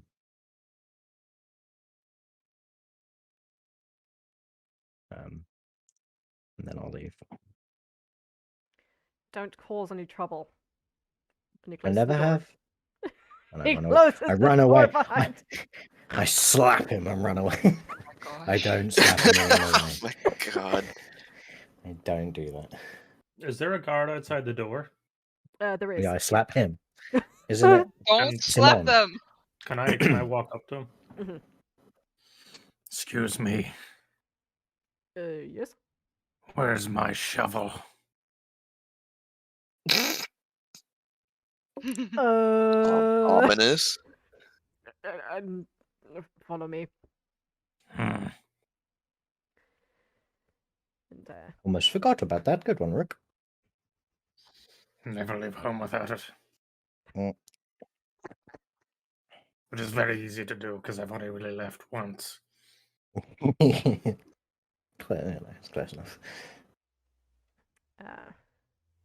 Sorry, Roll20 has just decided to stop the music. Isn't that great? It started again for me. It stopped for a It's- second. But now we're on that- creepy part 1. That's Roll20's job. Okay. My apologies. Oh, there That's we go. okay. Smelly Roll20. Yeah. You do that. You do indeed. Yeah, do. God damn it, you're taking me out of the immersion of getting my shovel back. I'm so sorry. I'll get back in somehow. Need some shovel getting back music, please. Go on. The guard who... This happens to be the guard that was stood inside with Inspector Prickett as well. He walks with you, and just off to the side of where that stairwell leads down into the cells, there is another corridor, which leads to a small room where the gentleman says, could you get the weapons and equipment, especially the shovel as well, for these fine folk here? Right away. See the attending guard scurries away to grab the items.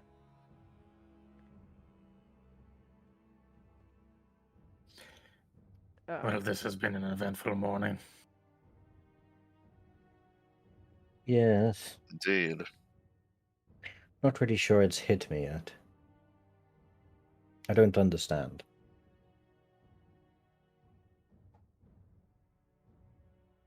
Eventually the guard returns back with your items. You may don all your weapons again, put them in their sheaths, all that good stuff. Rook, you are given back your shovel. Okay, I put it back in my fanny pack. Just push it forward into your chest. It's hurting me.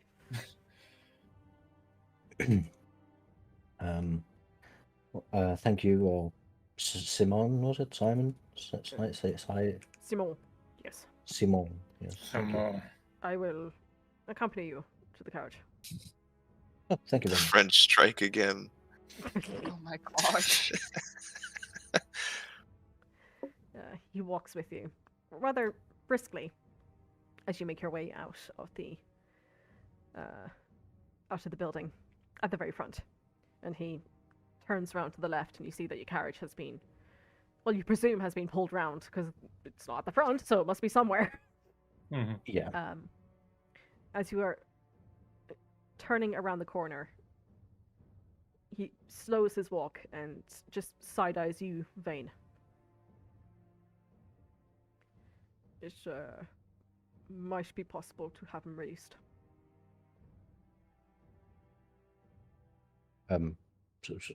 Sorry. It might be possible to have him released. How? He looks at you. Eyes meeting yours. I point at him. And I cast message.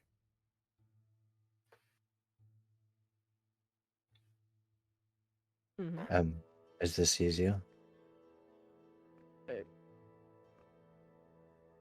Not really. Oh, okay, I'll stop. It's...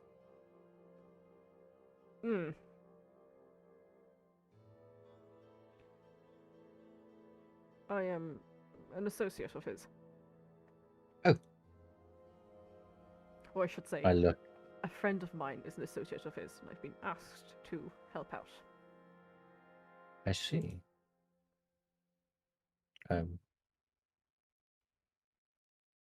How would we go about the release?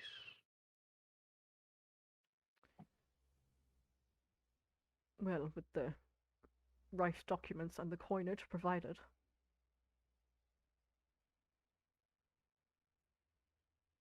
You can How much coinage? I believe the fine was 2,000. Yes. Yes. Yes, it was. And the documents. That can be arranged. Can I insight check to see if he's being truthful? Be my guest. Natural 20. Holy shit, we insightful tonight. Bang. I'll Three message you, natural Roshana. insights. Okay. With the moon as my guidance. Get it. Knowledge. I love being the secret holder of this group. So many secrets I haven't told yet. Many secrets.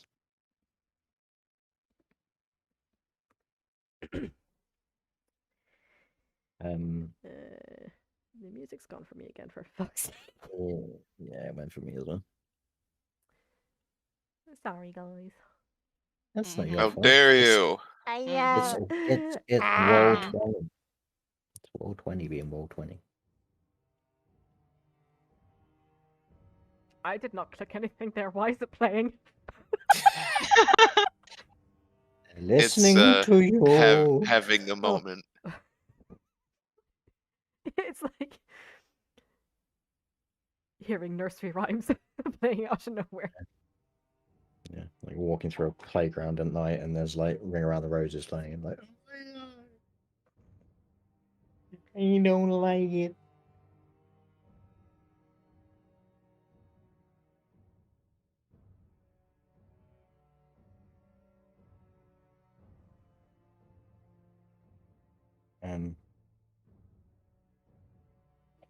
Is this guy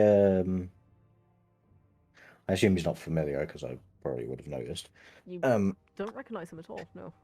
But is he an elven gentleman? Is he He is human. human? Looks to be about early 30s. Like I said, pointed face, short cropped brown hair. 3 silver strands along the one shoulder. And you see the plumage on the little gold branch that is on the dark green tabard of the guard's uniform. Mm-hmm. So he's somewhat of a higher station.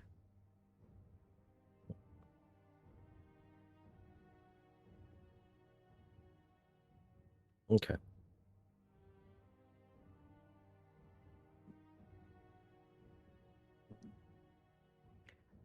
I will say time is of the essence.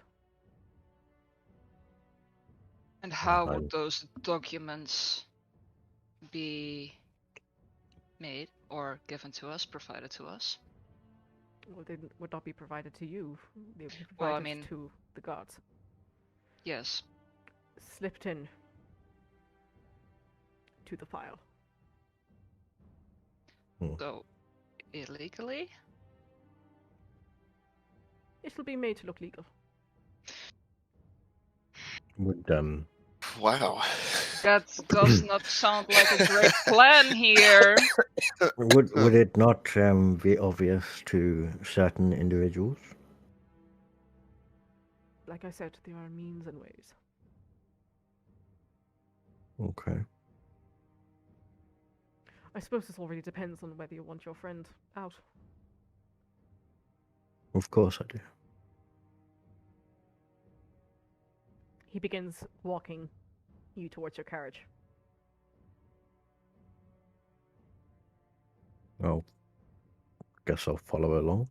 Mm-hmm. Tick tock. When... Well, I mean, what exactly are you wanting? You want me to just hand over 2,000 gold and then walk away? With no... Well, on Friday you wouldn't see him, would you?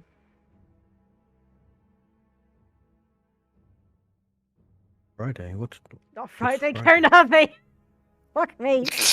It's the Friday. this? It's the Friday See? equivalent in my mind.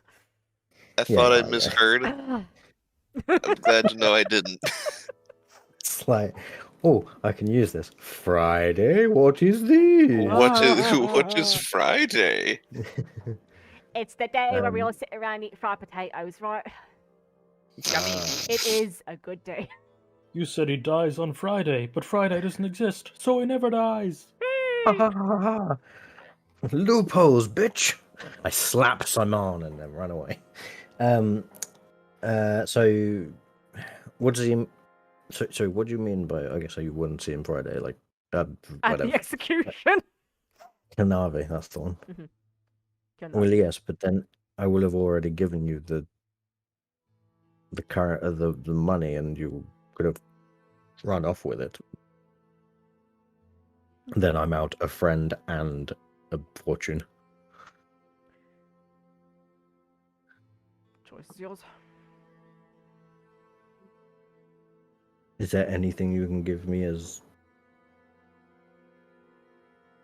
a name of your companion?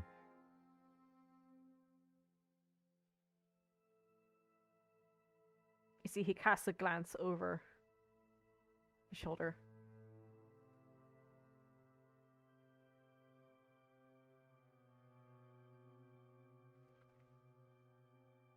I cast a glance over his shoulder too.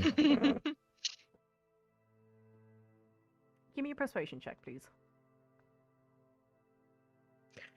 Come on, Vayne, you were born for this, motherfucker.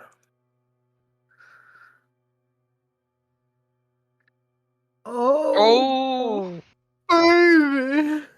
Are you kidding me? Someone's a wee bit gay. Jesus! Oh, baby! I'm a persuasive motherfucker tonight. And insightful. Can't relate. Every other session I couldn't relate either, don't worry. We all get our time.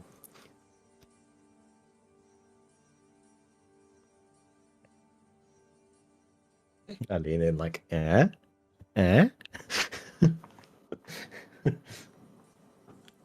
Mr. Serek. Serek. Very well.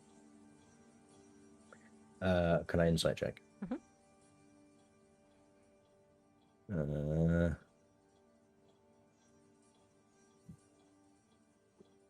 Can't win them all. No. I mean, It could be a person. basically. Sounds like a name. Hmm. Okay. I will pull the pouch off of my belt. Mhm. I will remove 10 plan.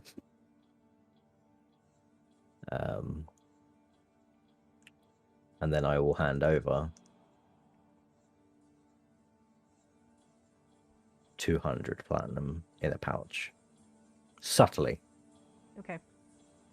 And quickly, like, just as you remove the 10 platinum pieces and begin to hand it over, it disappears into his hold.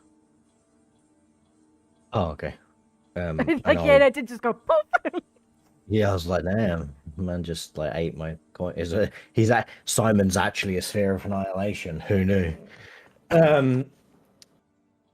I assume you'll sort this out. But should I need to be in contact with either you or your master? Question mark.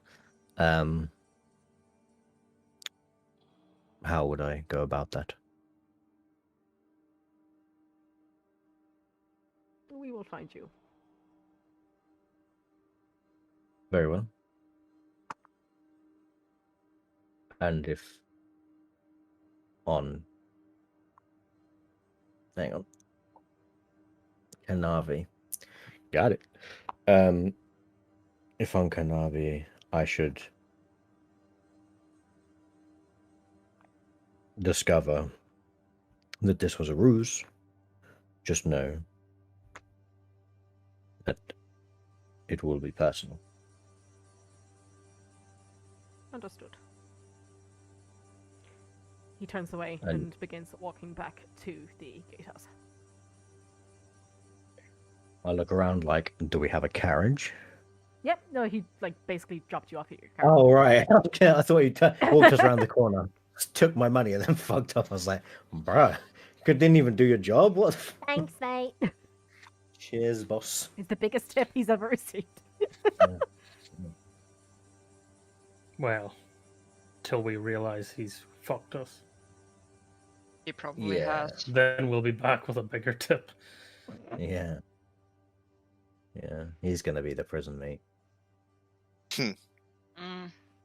I get in the carriage. Alrighty.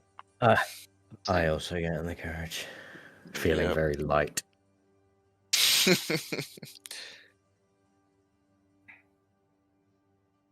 As I sit down, Vayne just has this look of like, sort of a sweaty brow, of just, I've just given away 2,000 gold. That was probably very stupid. Very stupid. Yes. Well, Because we could basically be arrested for bribe. Yeah, we can't bring it up with his superiors because it's like, hey, we give a guard money to do something for us, and then he ran off with it. Doesn't yeah. look good. We wouldn't, as I said, we wouldn't go through the guards if that's the case. Well, what's done is done. It's out of our hands. Well, shall we go and Literally. see why? Shall Yes, we go the see what grave they found in the grave district? Indeed. Yes. I have a And feeling it's related to something we already know about. me too. Mm. I we will remember that name though. Sarah. Sarah. It's T-S-E-R. Fucking hell. Sorry. Well, SZ64. Hike. TSZR. T-S-E-R. Close enough. It's I-K. IK. Okay, IK. KQQQT. Mhm. Okay, cool, lovely. X apostrophe H F L. Yeah. You know, all HP the draconic Inkjet. names and yeah. Inkjet Pro. Why would a human have would have a draconic name? Who knows? I don't know. Sarah. Maybe adopted. No, Man, not possible. No. Adoption in a No, fantasy of course not. Yeah, totally not possible. game. May I posit a a thought to the group as we travel. Please. By the way, driver, could we go to the Grave District, please? Certainly. Yes. Thank you. Pull myself back inside. Mhm. So, Do up the window before anyone hears us. okay. Mine sounds different from yours. It does. Must be a different carriage. Oh my gosh. So, there was a body. It was brought to the Grave District. We're possibly going to go see that now. It may bear a resemblance to what we've seen before. What we've seen before was a guard that basically got poisoned by another guard and turned into a zombie. And we found out that this was done through some weird secret organization that gave another guard some magic he wasn't prepared to handle with and turned him into a weird undead creature. So we know that there are people who interact with guards. We know now that there are guards that aren't just guards. And we can also maybe assume that because what we did was through the guild and we reported to the guild, that if there are any members of this secret organization within the guild, they will know who completed that quest. So is it at all possible that Vayne just handed money to, like, someone who just wanted to fuck us over because we killed their previous plan? Or is that too pessimistic? A bit too pessimistic. I mean, it's not impossible. It is not. I just assume everyone's trying to fuck us over at this point. Also, Well, you it's- did give away the 2,000 gold. It's also very strange that, like, a lot of people didn't know, because it wasn't true, that you couldn't stay the execution. So the question is, was Luxon telling us we could do this with the idea of us meeting someone here who would take the money? And if so, what's his relationship to them? If that's truly the case, then I applaud his scheming. Does seem like something he would do. But why would he want to help us? I don't know. Been helping. Well, he's Vayne for invested ages. in. He's invested in the group. Seems more He's- invested in you. He's invested in himself, mostly.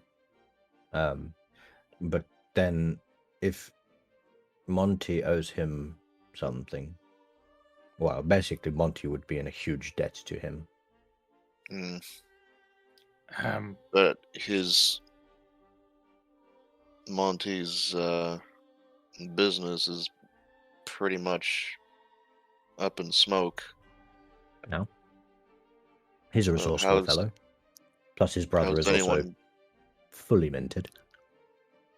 and they don't like each other. So perhaps, So unless Luxon also really doesn't like his brother. well, this is my thought is perhaps the brother organized this. Luxon is organizing a counter this. A counter to his brother's plan. But what Um, what would Luxon have to gain from letting out an imprisoned merchant whose career is basically finished? the brother of the great Montague released.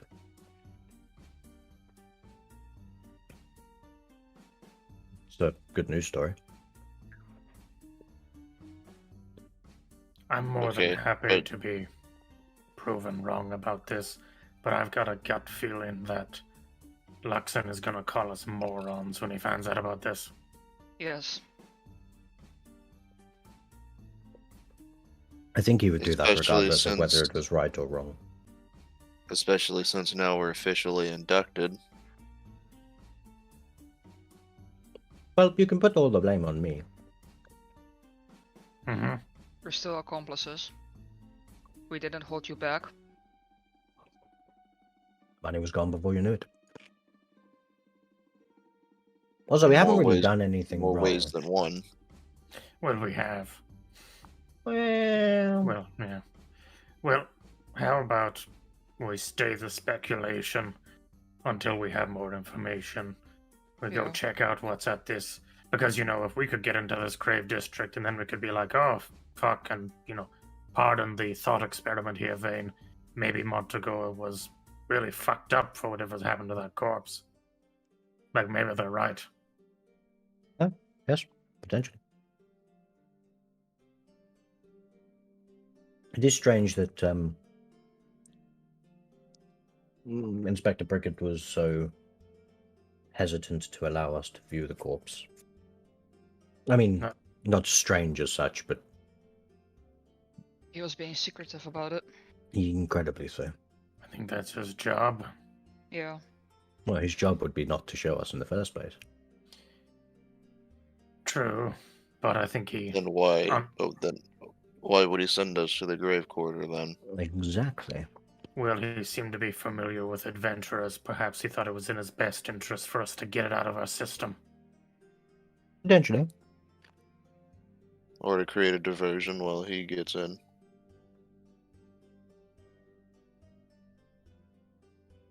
Gets in well. I mean, think about it.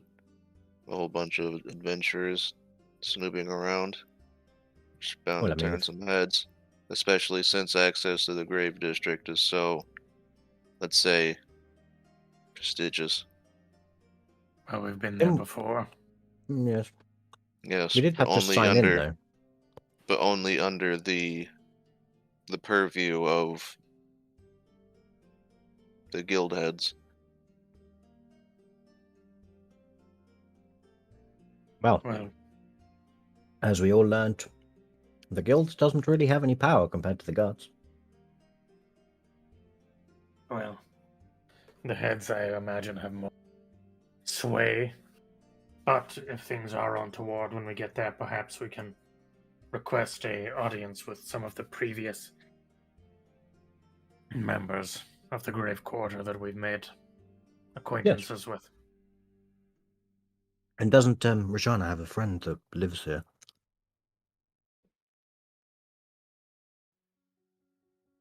Wait, where? The Grave District. Doesn't No, I don't have a friend that lives there. I thought that really nice old lady who lived here.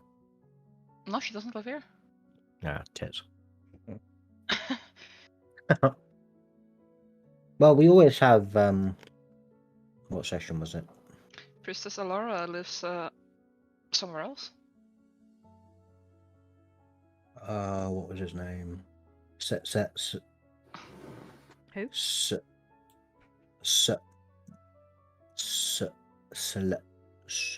Suleiman? No. Imam Dufon? Imam Dufon. I do not know how I got that from Solomon, but here we are. I had a funny feeling. Oh, Sinner. Maybe it was the part. Yeah. Probably, yeah. Guess Maybe he might perhaps be here. we can. Yes. Seems like he frequents it, so we could just, say we had a question or some such. If we get pulled over, but I mean, we were told that they would know we were coming. exactly. So I assume everything will be fine. Mm-hmm. Assume the best and then be pleasantly disappointed. And try not to do anything illegal. More illegal. Oh dear.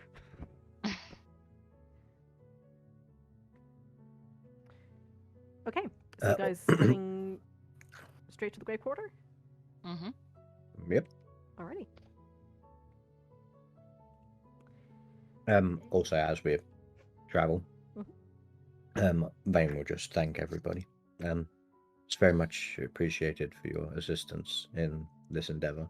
I know I've thanked you before, but Hopefully you means weren't a lot. caught off guard by my little ruse.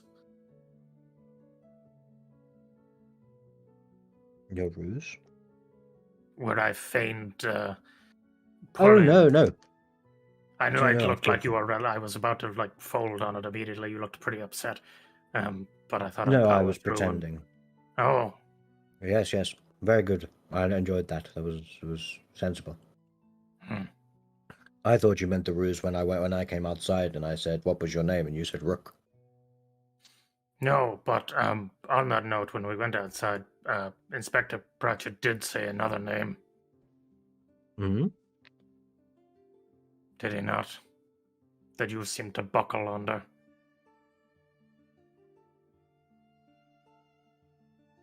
Wait, what? He's talking about Mr. Warren. Who's Mr. Warren?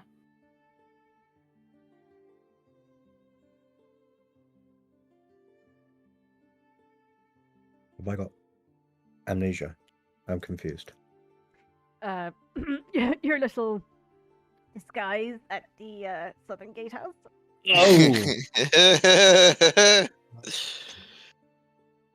Oh. All of it isn't the consequences of your actions. The Lion, the Witch, The and the audacity of this audacity bitch. of this bitch.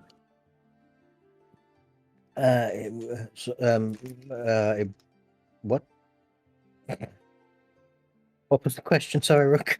Who's Mr. Warren? I think he was the lawyer that I pretended to be to try and go and see Monty last time. When we were told that he wasn't there.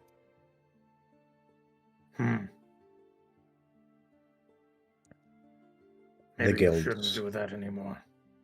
Yes, yes.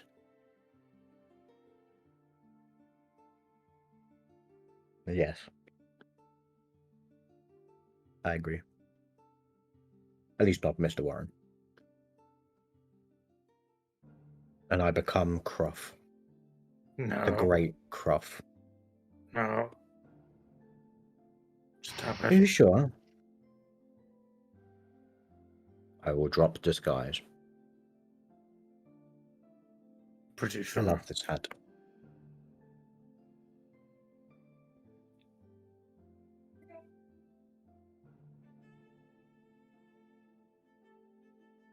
And we Are go. you sure? Yep, we're good to go. Alrighty. It takes, excuse me, roughly about an hour and a half from your position to head all the way to the gate of the Grave Quarter. Big lady, big city. And between your talk and musings, eventually you do arrive. And there seems to be a caravan stood there in their almost like black leather attire, with that white mask with the ever staring and open eyes looking out at you. That's unsettling. I suppose this is our escort. You are Vayne, yes? Yes. I Ah. get out of the carriage. Yes. Roshana, Kato, and Rook. Yes. Nod. Great. We've met before. I met you over at the guild. Of course. Oh, yes. I know we all look the same. Very difficult. Anyway, please follow me. Don't say that in front of Kato. He's not good with looking the same.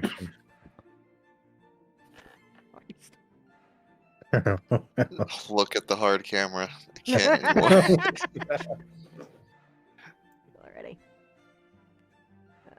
You walk back into the familiar green landscape, rolling mist of the Grave Quarter. Keep an eye out for birds.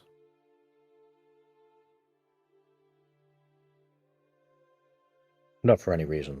They're huge. You see the familiar symbols of the crescent moon and the raven perched on its little peak above. Continue walking forwards. You see the mausoleums and the gravestones jutting out of the fog as you walk past. The dampness of the earth wetting your boots a little bit as you walk through. Looking around, you know, last time we came, there was a bunch of like dead people just chilling. Are they in the fog? Yeah, they are.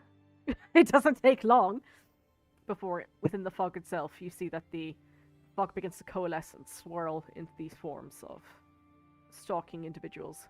Some of them have very distinct features. You see the eyes are open and they do glance in your direction before they turn and walk off in another. And then others have a more indistinct form, where they've just become just the mere outline of a figure. Nothing distinguishing them, so to speak. And those ones just seem to move aimlessly, not really paying you much heed. The gentleman walks forward towards the buildings that are pressed up against the wall that lines the grave quarter.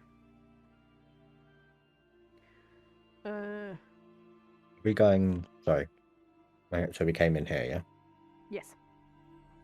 and we're going like this way. Okay. I want to take a quick look around if I see something I have seen before. Okay, give me a perception check, please. No, I do not see. I'm blind. You've actually never seen before. Why? Can I see if anything's watching us? Sure. Give me a perception check, please. Roshana, the cloud is blocking the moon, therefore no vision. Yeah. Yeah. It's only about like 3 o'clock in the afternoon as well. I'll point out. There's no moon. Kato, as you're looking about, you do see that a couple of the wispy figures do look at you. Amongst them, though, and amongst the gravestones and the mausoleums and whatnot that are just plastered throughout this landscape, and between the trees of the few forests that dot the ground here as well. Nothing seems to be watching you. No. Is anything whistling at me? Maybe I No can become prisoners this graveyard time. meat as well. That's fucking wrong. Yep.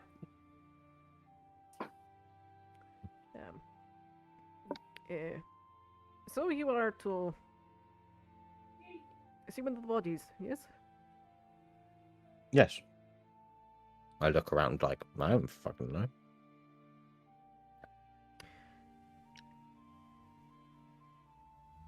Yeah. One of the inspectors suggested it would be good for you to learn a bit about the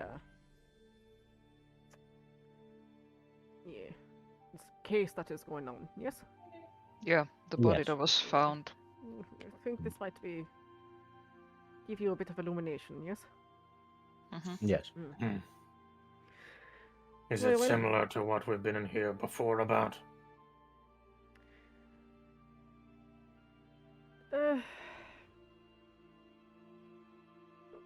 That I cannot say.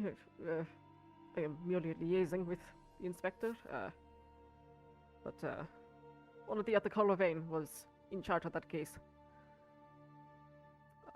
I'll leave you in healthcare once we get down to the level. Yes? Of course. Very good. So, if you follow me, and he turns down into the very familiar building that you've been down with MM Dufont before. The incessant stairs that zigzag back and forth as you go down, down, down, all the way down to the bottom level.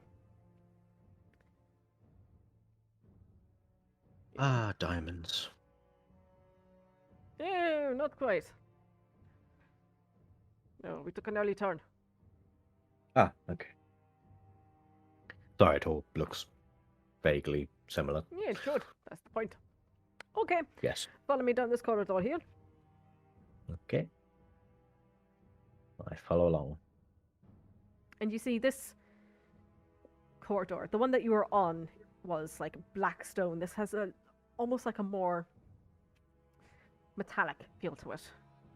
The stone is a little bit more grey. It feels kind of cool. Okay. And you Like a feel morgue.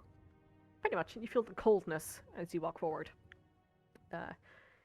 He turns to one of the doors. There's no markings on it whatsoever, but he bangs his the back of his hand against it.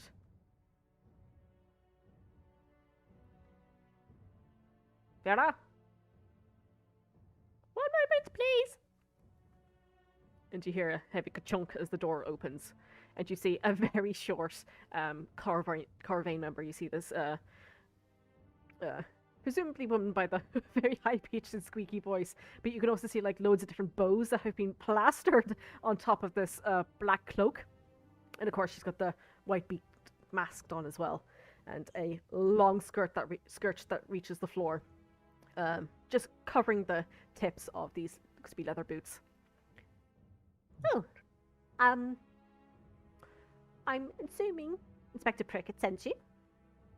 Yes. Very well, please. Just ready yourselves, yes? I'm sure we've seen worse. For what? She walks over to a wall, and you see there are like numerous drawers.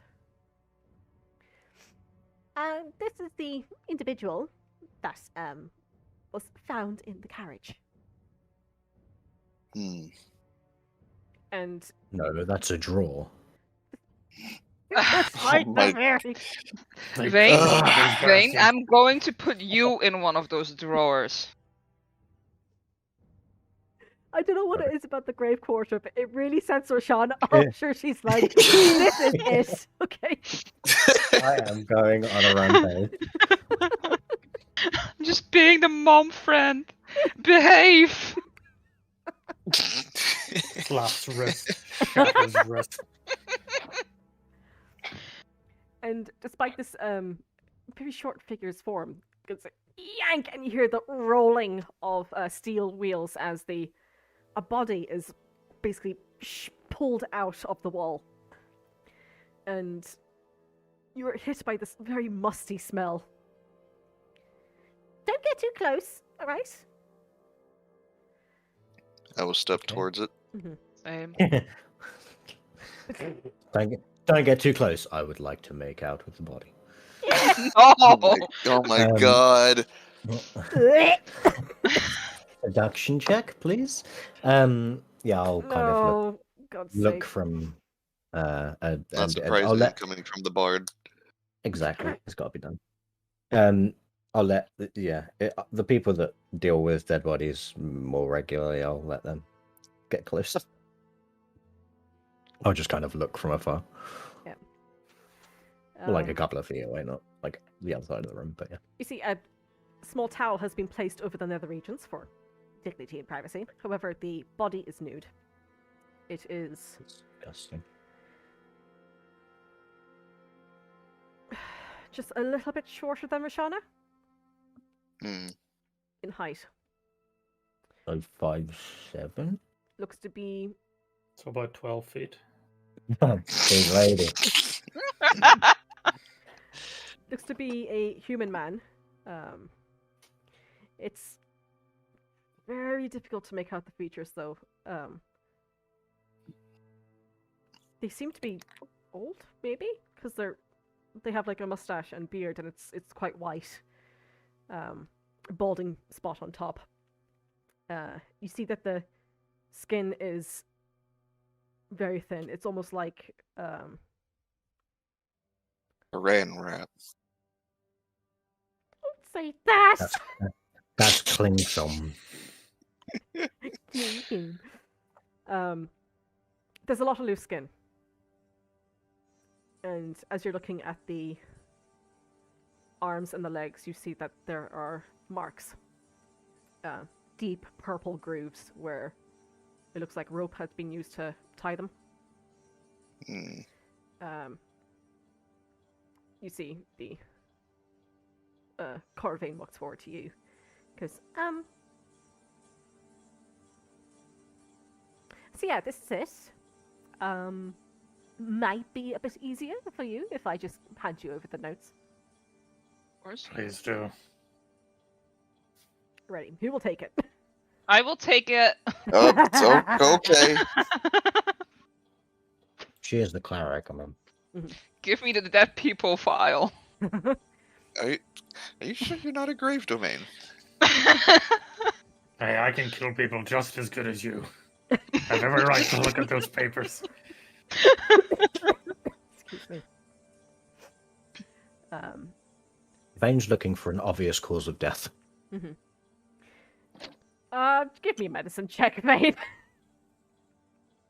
Roshana, I I will also- read about the cause of death. I will read.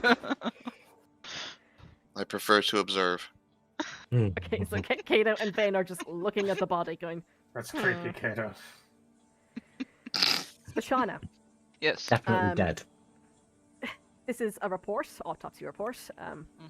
The initial investigation just from examination says body has been deceased for approximately 2 weeks. This is speculative as the body was kept in a moving carriage beneath a wax tarp. The body shows significant signs of malnutrition denoted by the obvious signs of osteoporosis and muscle wasting, achievable only through months of starvation. The body was also positioned with the hands tied and the legs tied for a significant amount of time, evident by the deep marks along the wrists and ankles. Excoriations can be seen along the wrists and ankles also, presumably from fingernails. The next page goes on to say, after evaluation by the grave cleric, it is determined that this body belongs to Priestley Montegor, age 49. Guys, Hmm. this man is Priestley Montegor. Oh, Wait. that's his brother. Oh, Wait, what? I'd like to say I think we're fucked. well, we're not.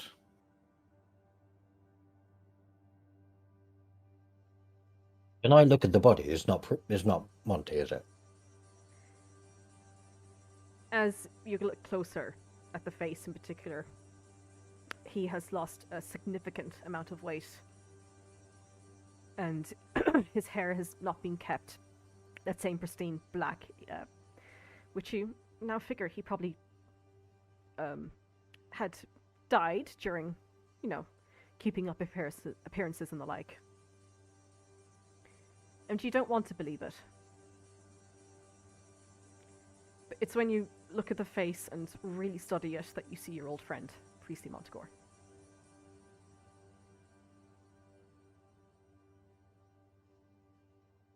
Okay, I'm confused. Vayne kind of backs it to the wall and kind of slides down and Wait, kind of sits on the floor. Priestley Montegor is who we were just speaking to. I look Listen, over to the that's- Caravan. Okay, Is there a way we could contact the people at the Westgate house? We were just there speaking to a prisoner who was assuming the role of this dead body. I believe, yes, that's what Inspector Prickett had.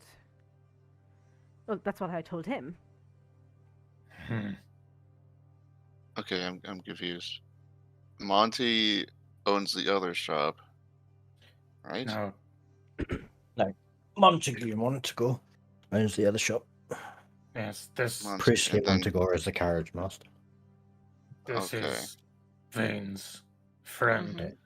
and the This is person the we one- spoke to Yeah. also said to be Vayne's old friend. Mm-hmm. But this one has damages to suggest that they were being kept in captivity, Yes. which does not align at all with a accidental death from a scuffle that the other one is trying to tell us. It So could there's the also first lie. And so the plot thickens. it also explains why your other friend couldn't see him anymore in her visions. Excuse me, who exactly is privy to this information? I believe it's entirely on a strictly to know basis. Does Luxon count as someone who needs to know? Sorry, Luxon? One of the heads of the guild. I don't know. He shouldn't. Okay. That's fair. That's fine. Has there been any magical attempts to find out more about this body? Well, yes. The grave cleric did do an examination.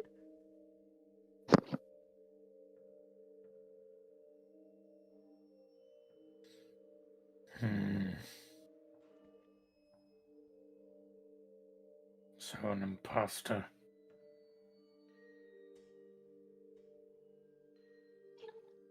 Has there been any investigation into whether the individual kept captive in the guardhouse is human or some sort of shapeshifter? I'm afraid I could not tell you that. I only work here, unfortunately. And my work is sent to them, and whilst it is all very interesting, I'm not privy to that sort of information.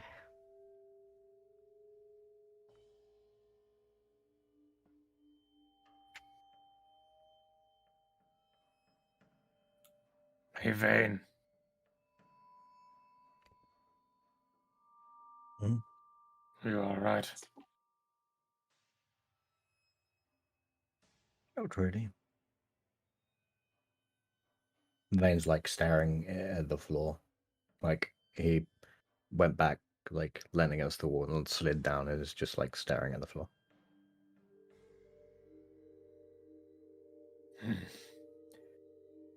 I had wondered if we would find anything here that would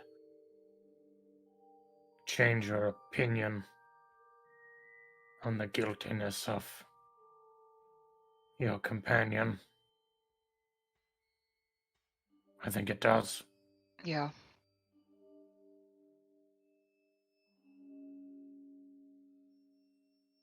I didn't expect him to become the victim, though.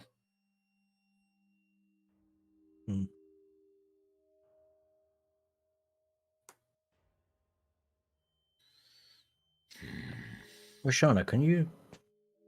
Yes. You're not able to speak with the dead, are you? Let me look. I believe it's a 3rd level spell. I don't think you're there Yeah. yet. I mean, I have to channel a divinity, but that means me talking with undead, which I cannot yet. Right. Okay. Bring him back to life. We cannot. There's a curse. We've got plenty of time. It's fine. We'll just kill him afterwards.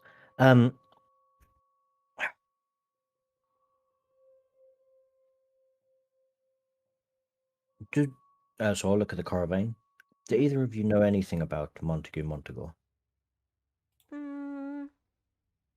Or were they twins? Yeah, I don't believe so. Yeah.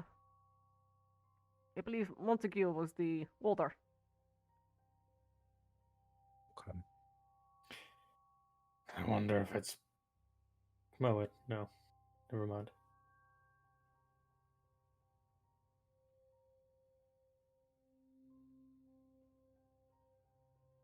And this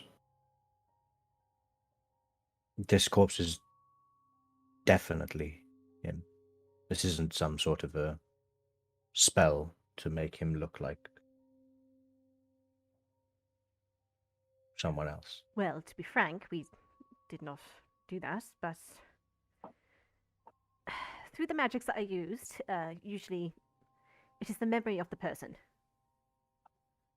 So unless the memory was incredibly well altered, it's unlikely.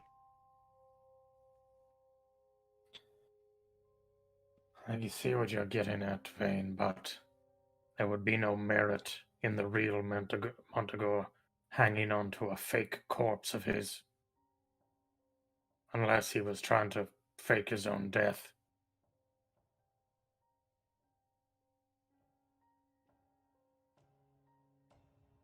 All evidence at the moment points to the one in that cell. Well, but why would someone who's trying to replace someone else keep them around? If there was something they knew that they hadn't gotten yet.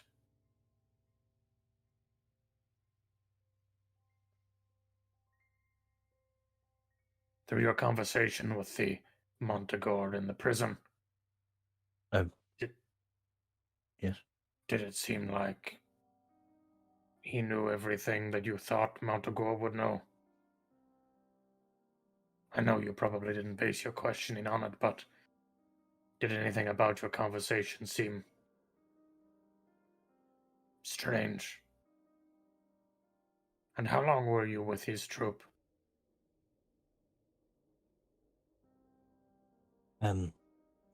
Over a year.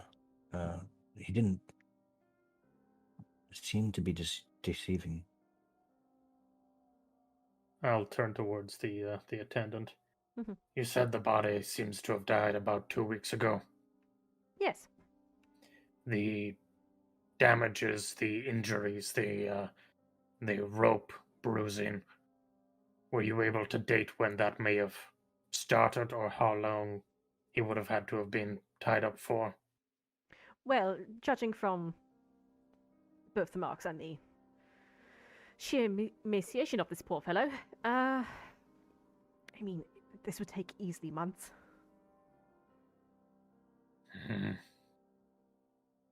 So, my apologies, and the beaked face turns towards you, Vayne, for a moment. This is going to get quite graphic, but it does seem that this individual was kept tied up in the carriage of some kind, and then, well, left.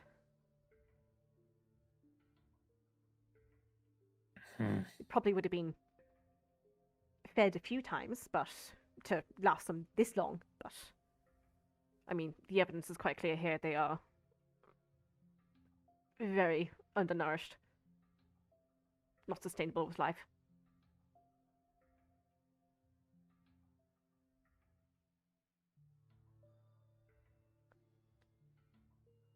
Rook will go over and just put a hand on Vayne's shoulder.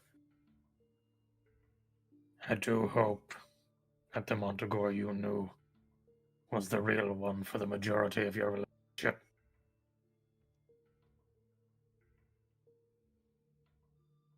How long do you feel he must have been tied up? It's months. I'm afraid I can't really pinpoint exactly.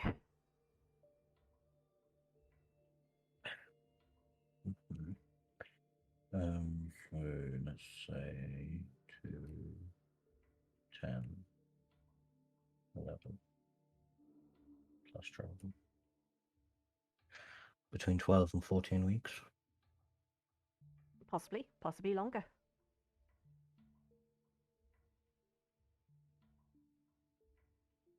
What's the significance of between 12 and 14? Well, Gradsam was around 14 weeks ago. I think.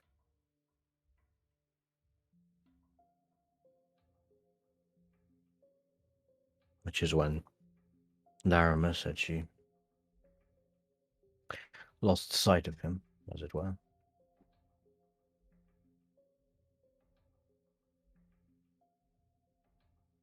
I think I need to...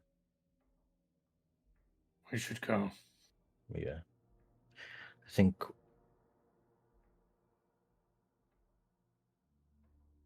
Is there a way of getting us back to the Adventurers Guild quickly? I look at the caravan that teleported us last time. Oh, sorry about that. No, unfortunately. I can only teleport you to my goddess's temple. I see. That makes sense. Yeah. It was Alvis that took us back last time. Yes.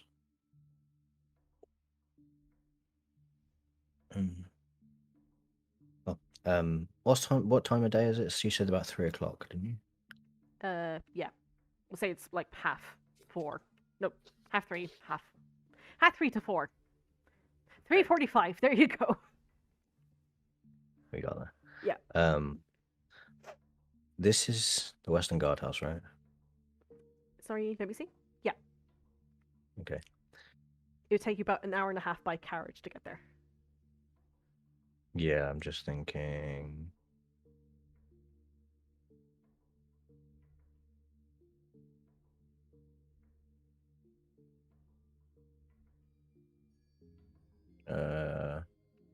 How fast do we go in the carriage again? Like 20 30? miles per hour, so just under 3 hours to get Just to under the. 3 hours.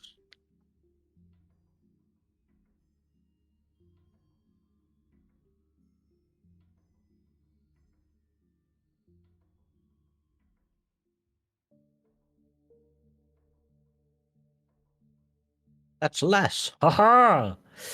2.5 hours.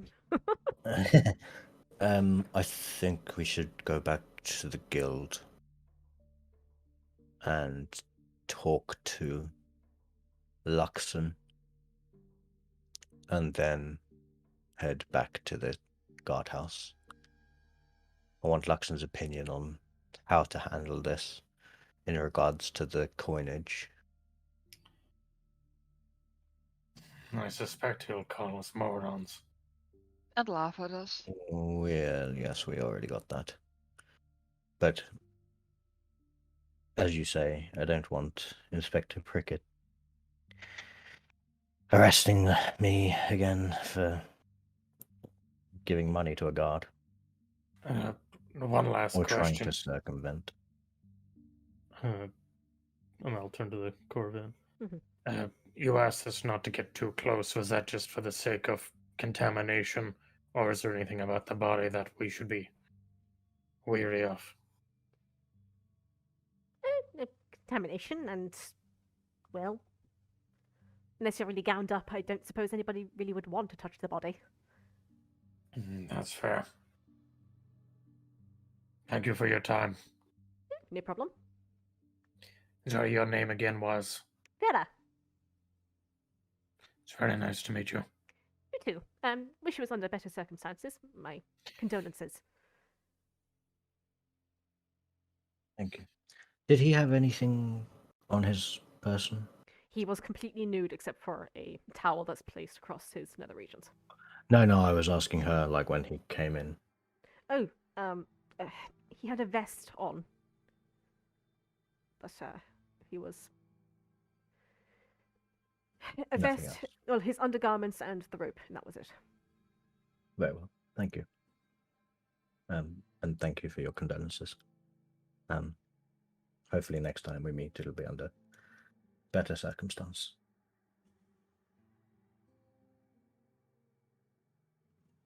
And then Vayne will leave. Mm-hmm.